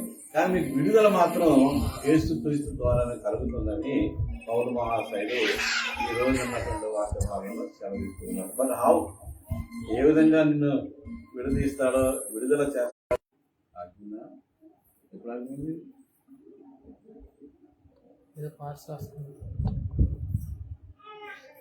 అనేక మంది ప్రవక్తలు, రాజులు చూడలేకపోయారు కానీ మీరు చూస్తున్నారని చెప్పి ఒక చక్కని అంశాన్ని చెప్పారు. అదేంటంటే, ఇదిగో ఒకప్పుడు ధర్మశాస్త్రోపదేశకుడు ఒకడు లేచి, బోధకుడా నిత్య జీవులకు వారసుడున్నప్పుడు నేనేమి చేయమని ఆయనను శోధించు అడిగాను. అందుకు ఆయన ధర్మశాస్త్రం అంది నీవు రాయబడి ఉన్నది, నువ్వేం చదువుతున్నావు అని ఆయన అడగగా అతడు నీ దేవుడైన ప్రభువును నీ పూర్ణ హృదయముతోనూ నీ పూర్ణ మనస్సుతోనూ నీ పూర్ణ శక్తితోనూ నీ పూర్ణ వివేకంతోనూ ప్రేమించాలి. చాలా బాగుంటుంది. నువ్వు ఏం చేయాలని అతను అడుగుతున్నాడు ధర్మశాస్త్రోపదేశకుడు. కానీ సమాధానం కూడా యేసు ప్రభు అతనితో చెప్పించారు. ఇదొక మెథడాలజీ, ఇది సోక్రటిక్ మెథడ్ అంటాం. ప్రశ్న అడిగిన వాడినే మళ్ళీ తిరిగి ప్రశ్నించి అతనితోనే సమాధానం చెప్పడం సోక్రటిక్ మెథడ్. ఇది యేసు ప్రభు ఆ మెథడ్ ఇక్కడ ఉపయోగించారు. అడిగితే అతను చెప్పాడు సమాధానం, చాలా చక్కని సమాధానం చెప్పాడు. ఏమంటాడు? ప్రభువును, దేవుడైన ప్రభువును నీ పూర్ణ హృదయంతో, నీ పూర్ణ మనస్సుతో, నీ పూర్ణ శక్తితో, పూర్ణ వివేకముతో, అంటే వీటిని యాక్చువల్గా ఒకలాగా మనం చెప్పుకుంటే అంతరింద్రియాలు.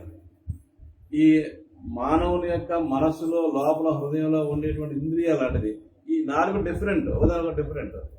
హృదయం ఉందంట, హార్ట్ ఉందంట, మనస్సు మైండ్ అంట, ఈ శక్తి ఎనర్జీ తోటి, పూర్ణ శక్తి తోటి, ఆగా నీకు ఎంత ఉంటే అంత హొరైజన్ ఎంతంటే అంత. అలాగే నీ రీజనింగ్ తోటి, వివేకంతో ప్రేమించాలి. అది దేవుణ్ణి ప్రేమించాలి.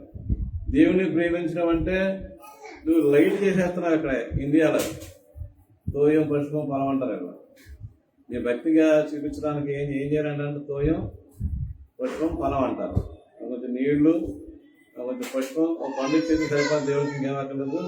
దేవుడు బోళాశంకరుడు, దేవుడు దాన్ని మెచ్చుకుంటాడు, ఇంకేం అక్కర్లేదులే అంటారు ఇక్కడ. కానీ ఇక్కడ పరిశుద్ధ గ్రంథంలో, బైబిల్లో దేవుడిని నువ్వు ఎలా ప్రేమించాలో చెప్పాడు. ఒకటి పూర్ణ హృదయంతో, ఈ హార్ట్ఫుల్గా, పూర్ణ మనసుతో, full of your mind and full of your energy, పూర్ణ శక్తితో, పూర్ణ వివేకముతో, నీ రీజనింగ్ మా సొంతమే అంటారు నాస్తికులు. కానీ అలా కాదు. రీజనింగ్ మాకు మీకంటే ముందు మాకే ఉంది కదా. కాబట్టి పూర్ణ వివేకముతో దేవుణ్ణి ప్రేమించాలి. బాగా చెప్పాము, చాలా బాగా చెప్పాను యేసుప్రభు గారు. అలాగ నువ్వు చేయము, అప్పుడు నువ్వు జీవిస్తావు అని చెప్పారు. దీనికి ఏమి అష్టైశ్వర్యాలు వచ్చేస్తాయి, నువ్వు ఏనుగు మీద ఊరేగుతావు, పెద్ద రాజ్యాలు ఉంటాయని చెప్పలా. అలా చెయ్యి, యూ లివ్ అన్న. ఎంత వచ్చింది సింపుల్. జీవితాన్నే హయ్యెస్ట్, జీవానికి జీవించడానికి హయ్యెస్ట్ వాల్యూ ఇచ్చింది దేవుని యొక్క వాక్యం. అది గమనించాలి. లేకపోతే యేసు ప్రభు దానికి హయ్యెస్ట్ వాల్యూ ఇచ్చారు అని చెప్పి మరొక మాట చెప్పారు.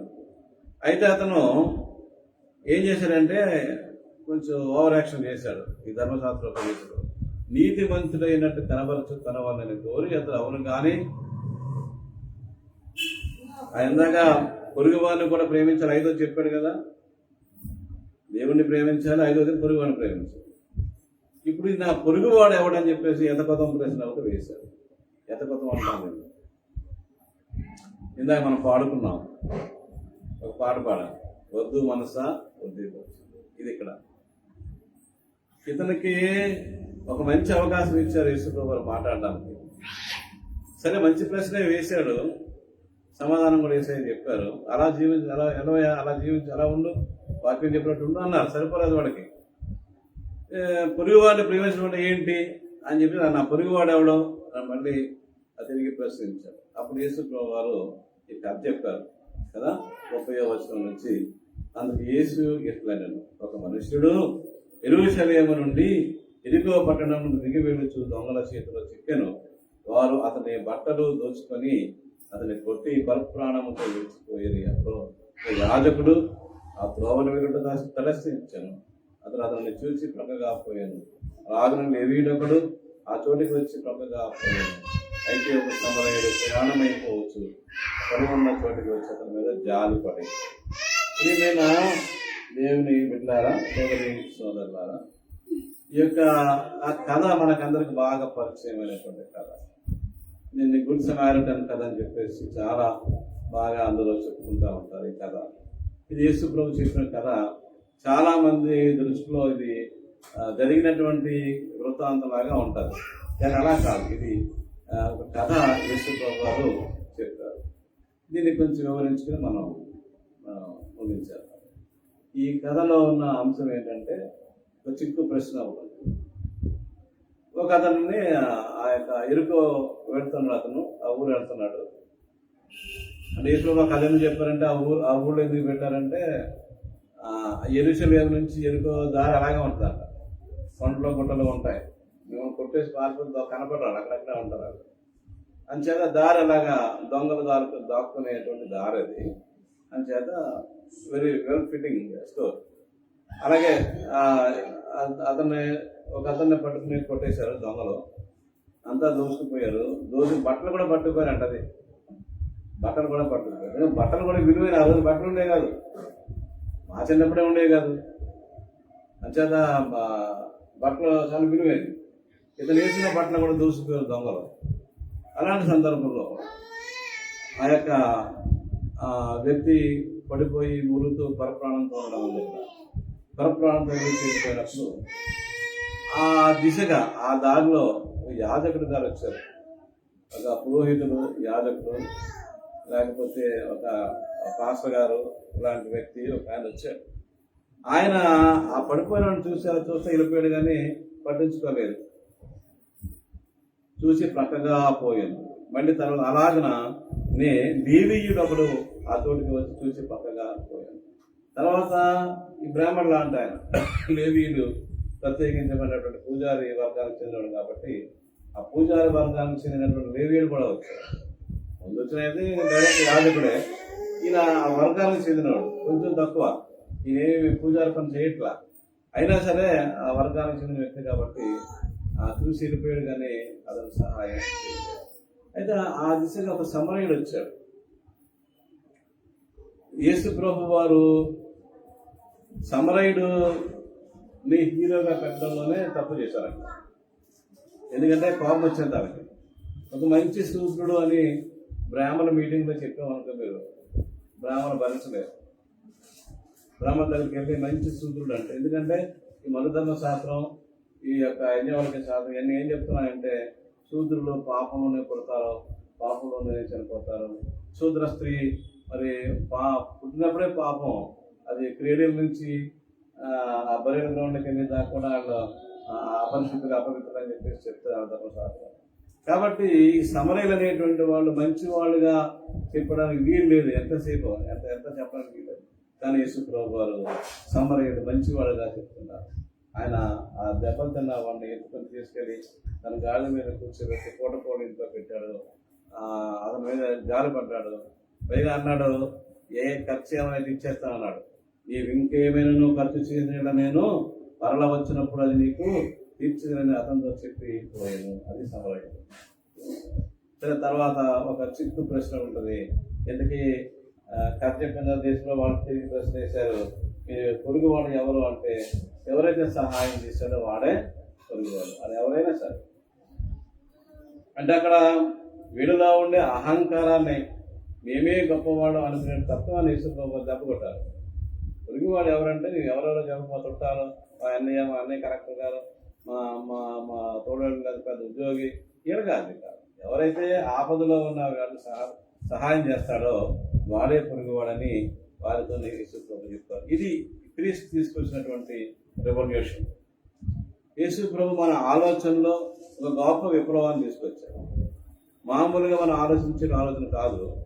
ఈ లోకంలో చాలా డిఫరెంట్ ఆలోచన. అందుకనే క్రైస్తవులు ప్రపంచవ్యాప్తంగా సంవత్సరాల తరబడి అనేకమైన సేవా కార్యక్రమాలు చేశారు. గుడ్ సమారిటన్, మంచి సమరయుడు. చాలా గొప్ప ఉదాహరణగా మంచి సమరయుడు క్రైస్తవ జీవితాల్లో, క్రైస్తవ విశ్వాసంలో, క్రైస్తవ ఆచరణలో పాదుకుపోయినటువంటి కథాంశం ఇది మీకు మనవి చేసుకుంటున్నాను. ఇది ఆషామాషి కథ కాదు. ఈ గుడ్ సమారిటన్ స్టోరీ, ఈ మంచి సమరయుని కథ క్రైస్తవ జీవితాల్లో పాతుకుపోయింది, విశ్వాసంలో పాతుకుపోయింది, ఆచరణలో పాల్గొపోయింది. ఈ మధ్య నేను మాట ఉపయోగిస్తున్నాను, సదా ఆచరణం అనే మాట పెడతాను, ప్రాక్టీస్ అనే మాట.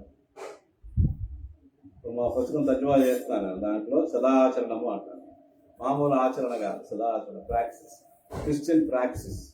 క్రైస్తవుని యొక్క ఆచరణాత్మకమైనటువంటి విశ్వాసంలో ఈ యొక్క మంచి సమరైన యొక్క కథ ఆ మనలో ఇంకల్కెట్ అవుతుంది, మనలో అందుకనే క్రైస్తవులు ఒక ఒక భయంకరమైనటువంటి వ్యాధిగ్రస్తుల దగ్గరికి వెళ్ళి సేవ చేయగలిగారు. ఫాదర్ డేమియన్ మొరొక్కో ఐలాండ్లో ఉన్నటువంటి క్రిస్తు రోగులకు సేవ చేశారు. రసికారిపోతూ ఉంటుంది, ఈగలు వచ్చేస్తూ ఉంటాయి, కంపు కొట్టేస్తూ ఉంటాయి. అలాంటి వారి దగ్గరికి వెళ్ళి సేవ చేయగలిగారు. అలాంటి వారి దగ్గర మదర్ తెరీసా సేవ చేయగలిగారు. ప్రియమైన దేవుని బిడ్డలారా, అందుకే పేదలు అంటరాని వాళ్ళు భారతదేశంలో ఎవరైతే అంటరాని వారుగా కుక్కల కన్నా, పందుల కన్నా, గాడిదల కన్నా ఇంకా రకరకాల జంతువులు హీనంగా చూడబడినటువంటి దళితుల దగ్గరికి వెళ్ళి వారు సేవ చేశారు. నాకు చెప్తున్నారు, నేను హోంలో ఉన్నప్పుడు ఆ రోజుల్లో చాలా మందికి ఈ బిడ్డలకి ఏ కులమైనా బిడ్డలకి ఎక్కువ మంది జంట బిడ్డలకి ఈ చల్లి తట్టుకోలేక ముక్కులు కారిపోతానే ఉండే, అలాగా ముక్కులు కారుతానే ఉండేలా కంటిన్యూస్ కారుతానే ఉండేది. ఏ గుడ్డ ముక్క తీసి చేతిలో పడేస్తారు, రసాయంగా ఉండేది అసలు. అలాంటి బిడ్డలను కూడా ఎత్తుకుని ముక్కు తీసినటువంటి కాచల్ గారు అనే ఒక ఆవిడ మహిళా మిషనరీ గురించి చెప్తా ఉంటారు. అంటే ఒక ఉదాహరణ చెప్తున్నాను. అలాంటి లక్షలాది ఉదాహరణలు ప్రపంచవ్యాప్తంగా లక్షలాది మందికి క్రైస్తవ మిషనరీలు అనేక రీతిలుగా సేవ చేస్తారు. ఈ దేశంలో హాస్పిటల్స్ ఎందుకు పెట్టారు తెలుసా? మన దేశంలో ప్రసూతిలో సగం మంది ఆడవాళ్ళు చచ్చిపోయేవారు. మన దేశంలో ఈ ప్రసవించేటప్పుడు సగం మంది చచ్చిపోయేవారు. ఎందుకంటే సరైనటువంటి సదుపాయాలు లేకపోవడం వల్ల పాపం ఆ కాన్పు రెండవ పుట్టుకనే వాళ్ళు అందరూ బిడ్డ పుట్టడం కాదు, అవి తల్లిగా రెండవ పుట్టుక. అలాంటి కాలంలో అది చూసినటువంటి మిషనరీలు చలించిపోయి వారి కొరకు ట్రైనింగ్ అయ్యి ఇక్కడ మిడ్ వైఫరీ ప్రసూతి హాస్పిటల్స్, తల్లిదండ్రుల హాస్పిటల్స్ లాంటివి అనేక కట్టించారు. మర్చిపోయారు ఇప్పుడు అందరూ ఈ మతం మాతం అంటున్నారు. కానీ దేశంలో ఎంతో మంది తల్లుల్ని వారు కాపాడారు, తదితర బిడ్డలు కాపాడబడ్డారు. అలాగే కరువులు వచ్చినప్పుడు, కాటకాలు వచ్చినప్పుడు మిషనరీస్ ఎంపేశారు. ఎందుకంటే ఈ మంచి సమరయ్యని యొక్క ఉదాహరణ మా యొక్క జీవితాల్లో ఉంది. ఈ సమయంలో నేను మీకు మనవి చేసుకుంటున్నాను, మరి క్రైస్తవుడిగా మరొకసారి ఇది దేవుడు మనకి ఇచ్చిన వాగ్దానం. ఇదే వాగ్దానం అబ్రహాముకు దేవుడు చేసిన వాగ్దానం, క్రీస్తుని వాగ్దానం చేశాడు. క్రీస్తు ఏంటంటే మనలో ఈ మంచి విశ్వాసాన్ని దగ్గర యూ విల్ లివ్ అన్నాడంటే, ఈ మనిషి అనేవాడు మనుగడ సాగించాలంటే ఇదిగో పొరుగువాని పట్ల ప్రేమ ఉండాలి. పొరుగువాని పట్ల ప్రేమ లేకపోతే యుద్ధాలు వస్తాయి. నువ్వు ఆయుధాలు ధరించిన దేవుళ్ళ మీద ఆధారపడి ఉంటే ఆ దేవుడికి యుద్ధాన్ని చేయమంటాడు, కరుణించమండవు, క్షమించమండవు. యుద్ధాలు చేసుకుంటూ ఉంటే నువ్వు ఉండవు, నీ జాతి ఉండదు, మానవ జాతే ఉండదు. బాగుంటాయి కొన్నాళ్ళకి. ఒక మాట, ఒక ఉదాహరణ చెప్పి నేను ముగిస్తాను. చెంగిస్ ఖాన్ అనేటువంటి ఒక వారియర్ కింగ్ ఉండేవాడు, మహాయుద్ధ వీరుడు, చైనా, మంగోలియా. ఆయన గురించి ఏం చెప్తారంటే, ఎప్పుడైనా చదవండి, నెగిటివ్గా ఉంది కాబట్టి మన పుస్తకాలు మనం దొరుకుతాయి. ఆయన చేసిన యుద్ధాల వల్ల లక్షలాది మంది చనిపోయారు. ఆ లక్షలాది మంది చనిపోవడం వల్లంట పెద్ద దూరం, వేల ఎకరాలు, అది 1000 కిలోమీటర్లు అడవి పెరిగిందంట. ఏంటి దాని అడవి పెరగడానికనే ఈ యుద్ధానికి లింక్ ఏంటంటే, ఆడ అడవిని నరికి ఉపయోగించుకునేటువంటి జనాభా లేరు అక్కడ. అంచేత అది చాలా కాలంగా అడవి ఇంకా ఉందన్నమాట. అక్కడ ఎందుకు వెజిటేషన్ బాగా ఉంటుంది కారణం ఏంటంటే, ఈ కిల్డ్ లాక్స్ ఆఫ్ పీపుల్, చంపేశాడు ఆయన. చెంగిస్ ఖాన్ చాలా గొప్ప వీరుడు మంగోలియా ప్రాంతంలో. ఇంకా రెండవ మాట ఉంది ఆయన దగ్గర, ఒకటి సబ్మిట్ అవ్వడానికి, ఆయనకు లొంగిపోవాలి చంపేస్తాడు. కాబట్టి మానవుల్ని మొత్తం నాశనం చేసేటువంటి శక్తి మానవుడికి ఉంది. ఈవేళ మనకు ఉన్నటువంటి ఆయుధాలు కూడా అలాంటివి. నేను మనకు B2 బాంబర్ అని అమెరికా వాళ్ళ దగ్గర ఒక బాంబర్ ఉంది. దాని స్పీడు, దాన్ని లాఘవంగా ఎలాగా చేయగలదు అని జరిగితే అలా ఆశ్చర్యపడతారు. వాళ్ళ దగ్గర 25-30 ఉన్నాయి అమెరికా వాళ్ళ దగ్గర. ఒకసారి ఆ బాంబర్ ఒకటి చాలు భూమిని నాశనం చేయడానికి.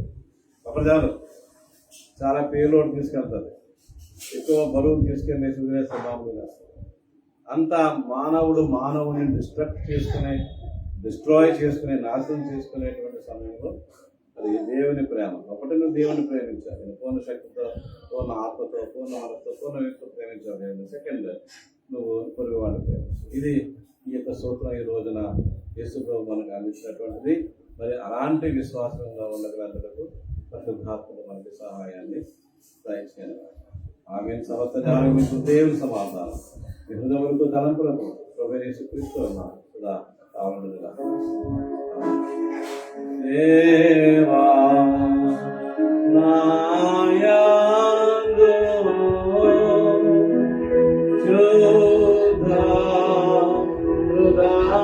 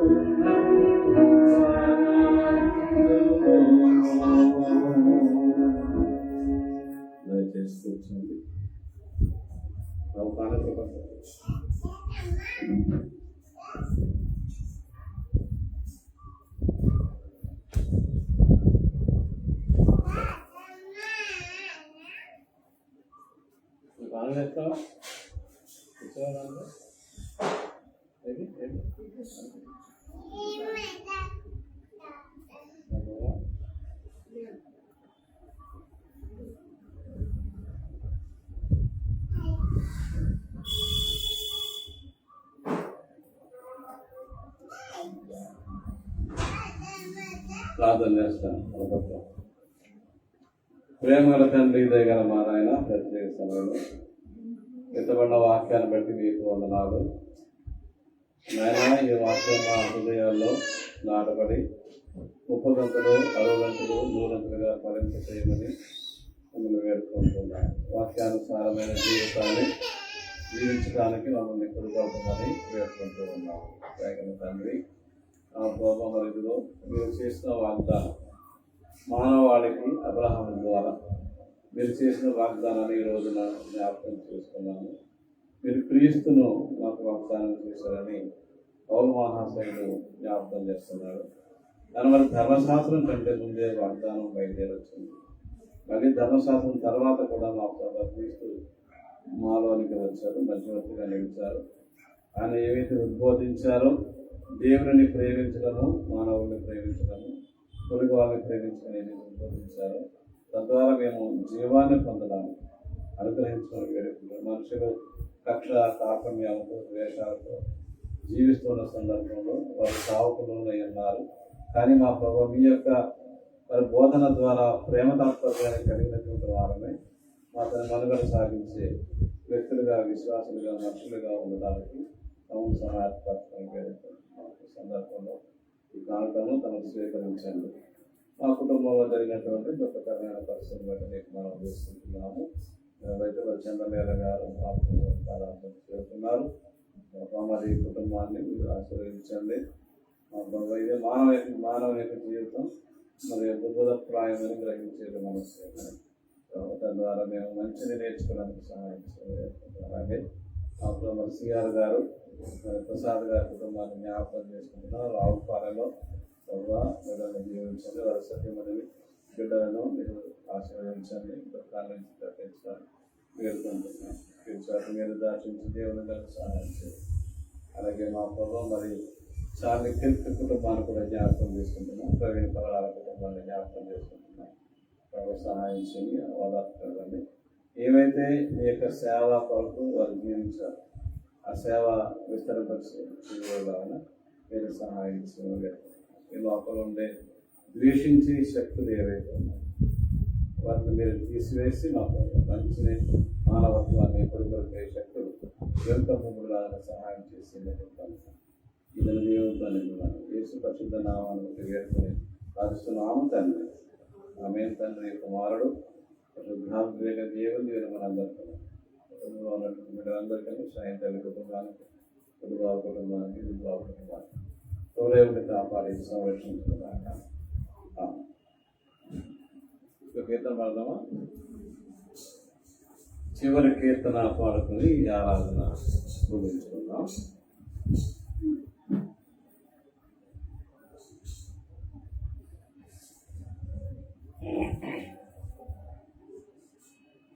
దేవా వెంబడించితి నీ నామమున్ 367వ కీర్తన. కీర్తన పుస్తకంలో 367వ కీర్తన. దేవా వెంబడించితి నీ నామము.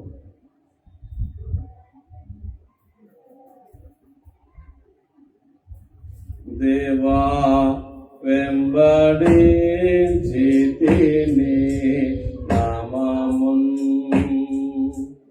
జీవితేశ్వరన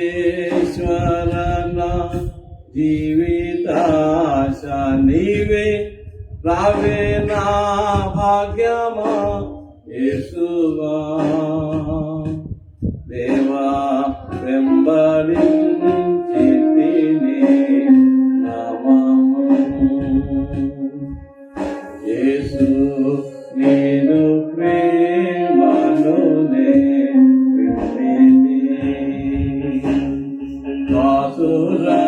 వాసురామముని సిలువనే కంటిని యేసువాడనునే కంటిని.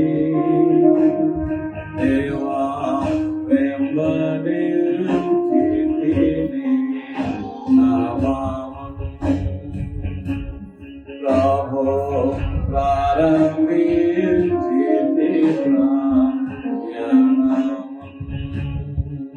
పరలోక యెరూషలేము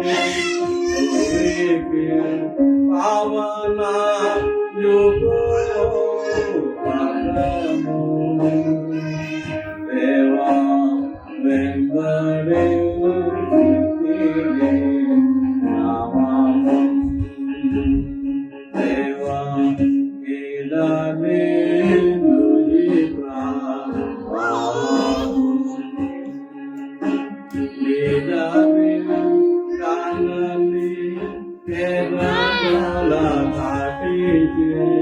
ఆవిగా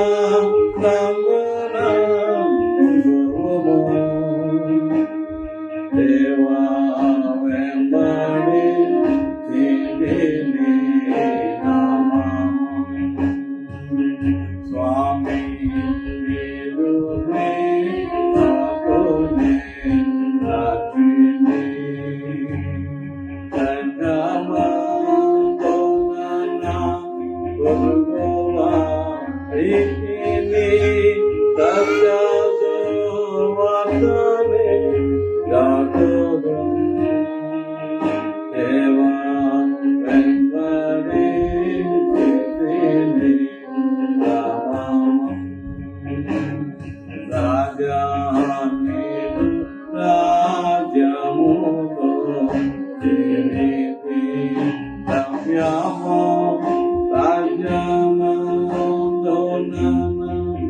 వాడుము రక్షణానందము రుచుము దేవా నిర్మలి నీతిని నామము. ప్రార్థన చేసుకుందాం.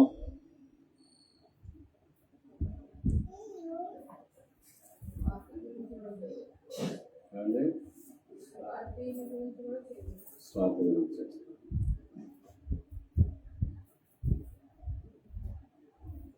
సర్వశక్తి గల దేవ పరలోకపు తండ్రి, నీ మితి లేని జాలి వలన ప్రతి మేలును నేను కుమారుని ద్వారా రక్షణను మాకు అనుగ్రహించి ఉన్నందున నీకు కృతజ్ఞతాపతులు చెల్లించుచున్నాము.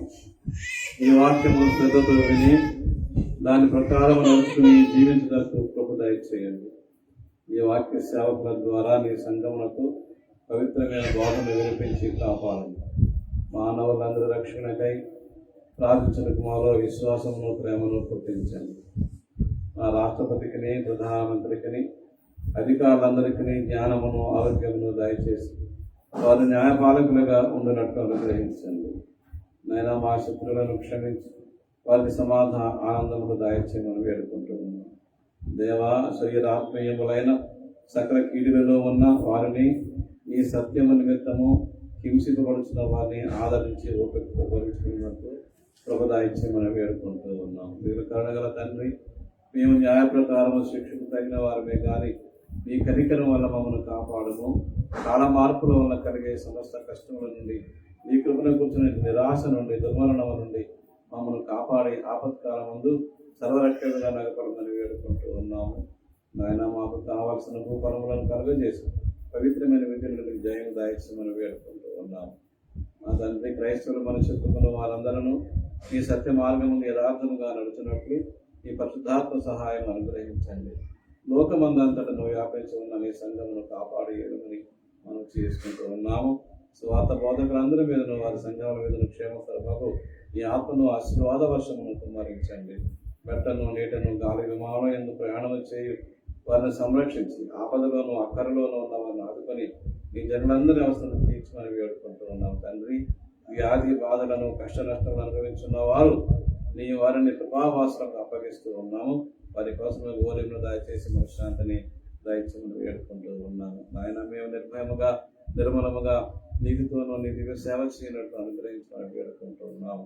తండ్రి, ఆయా దేశంలో శాంతి సమాధానం లేని ప్రాంతంలో ఎక్కడైతే ఒకరిని ఒకరు హింసించుకుంటున్నారో ఆ ప్రాంతాలను బట్టి మనవి చేసుకుంటున్నాం. ముఖ్యంగా క్రైస్తవులను ఎక్కడైతే హింసిస్తున్నారో వారిని బట్టి నీకు మనవి చేసుకుంటున్నాం, సహాయం చేయండి. అట్లా భారతదేశంలో ఉన్నటువంటి మణిపూర్ రాష్ట్రం గురించి నీకు మనవి చేసుకుంటూ ఉన్నాము. ప్రధానమంత్రి దాన్ని దర్శించి ఉన్నారు. అక్కడ నిశ్చితమైతే శాంతిని పునఃస్థాపించి మనం వేడుకుంటూ ఉన్నాము. దైవం తండ్రి, ఇంకా అనేక ప్రాంతాల్లో క్రైస్తవ విశ్వాసం హింసిస్తూ ఉన్నప్పుడు నీకు మనవి చేస్తున్నాం. అలాగే మనుషుల మీదకి మనుషులు, రాజ్యం మీదకి రాజ్యం చెలరేగినప్పుడు వారికి మా ప్రభావ ఆ యొక్క దుర్బుద్ధ నుంచి వెనుకకు మరలి శాంతి సమాధానాల పొందేలాగా సహాయం చేయమని వేడుకుంటున్నాం. మా ప్రభావ నీకు వందనాలు. మా కుటుంబంలో నాకు జరిగిన దాని దుఃఖకరమైన సంఘటనలు బట్టి మా రక్షాలు మనం చేస్తున్నాం. ఆదరణ ఉదాహరణ ఇవ్వండి. రీతిగానే ఇదిగోనైనా మరి స్వాతి కుటుంబాలు మీ పాదాలు చెంత ఉంచుతున్నాము. మరి తమ్ముడు గారు నీ పాదాలు చెంత చేరుకున్నారు. ఆకస్మికమైన మరణము మరి ఎంతో కుటుంబం తరలిపోతుండగా నీకు మనం చేస్తున్నాము. వారికి మనసులో ఆ దుఃఖాన్ని తొలగించి మా ప్రభావ ఆ దుఃఖ నివారణ చేసి మా ప్రభావ ఆదరణ అనుగ్రహించమని కూడా వేడుకుంటున్నాము. తల్లి గారిని, తండ్రి గారిని కూడా దీవించండి. మా ప్రభావ స్వాతిని ప్రత్యేకించి దీవించండి. మా కుటుంబాన్ని ఆశీర్వదించండి. సమయంలో మా ప్రభావ ఇంకా ఎవరైతే మా బంధువులు ఇతరులు మా ప్రభావ ఇలాంటి దుఃఖకరమైన బాధల్లో ఉన్నారో వారిని జ్ఞాపకం చేసుకుంటున్నాం. ఆంధ్ర యుగాన్ని కలవరం సంఘాన్ని జ్ఞాపకం చేసుకుంటున్నాము, సహాయం చేయండి. ఇంకా అల్లకల్లోల పరిస్థితిలో ఉంటుండగా ఎవరైతే న్యాయాధికారులు మా ప్రభు అడ్మినిస్ట్రేటర్గా కంట్రోలర్గా ఉన్నారో వారికి సరైనటువంటి మనసు, సరైన ఆలోచన విధానాన్ని తెలుసుకుని వేడుకుంటున్నాం. ఈ సేవకులైన వారు మనస్సాక్షితో సుబుద్ధితో అతన్ని వాక్య పరిచర్యను చేయడానికి సహాయించమని వేడుకుంటూ ఉన్నాం. మాకు ఎవరైతే ఇంకా మా ప్రభు మరి బాధ అనుభవిస్తున్నారో సంఘంలో ఈ సేవకులుగా ఉంటూ కూడా అనుభవిస్తున్నారో వారిని మనం చేసుకుంటున్నాం. ఒక మా ప్రభు మార్పును అనుగ్రహించి స్వాంతాన్ని చేకూర్చుకుని పెట్టుకుంటున్నాం. సమయంలో మా ప్రభు మా యొక్క ఈ చిన్న కుటుంబాన్ని ఈ కాలాంతం ఉంచుతున్నాము. ఒకసారి తల్లి కుటుంబం విధుల కుటుంబాలు ఈ దాస్త్రాలను కూడా దీవించున్నారు. వాళ్ళ క్షమాపణ ఇచ్చి మీరు మహిమ పొందమని ఇద్దరు దేవుడు మా చంటి పిల్లలను ప్రత్యేకించి దీవించున్నాం. యేసు పరిశుద్ధ నామాన్ని బట్టి బ్రతుకులాడి వేడుకొని ప్రార్థిస్తున్నాము తండ్రి. ఆమేన్. పరలోకమందున్న మా తండ్రి నామం పరిశుద్ధపరచుకొనుగా. రాజ్యం వచ్చిన చిత్తం పరలోకమందు నెరవేర్చిన భూమి మీద నెరవేరుగా. మా ఆహారం మాకు దయచేసి ఆయన అపరాధం చేసిన వారిని క్షమించి ఏకాదశిని తప్పించి రాజ్యము శక్తియు మహిమయు నిరంతరమని తండ్రి. ప్రభు నిన్ను ఆశీర్వదించి నిన్ను కాపాడుగాక. ప్రభు నీకు తన సన్నిధి ప్రకాశింపజేసి నిన్ను కరుణించుగాక. ప్రభు నీవు తన సన్నిధి కాదు ఉదయింపజేసి నీకు సమాధానము కలుగజేయును గాక.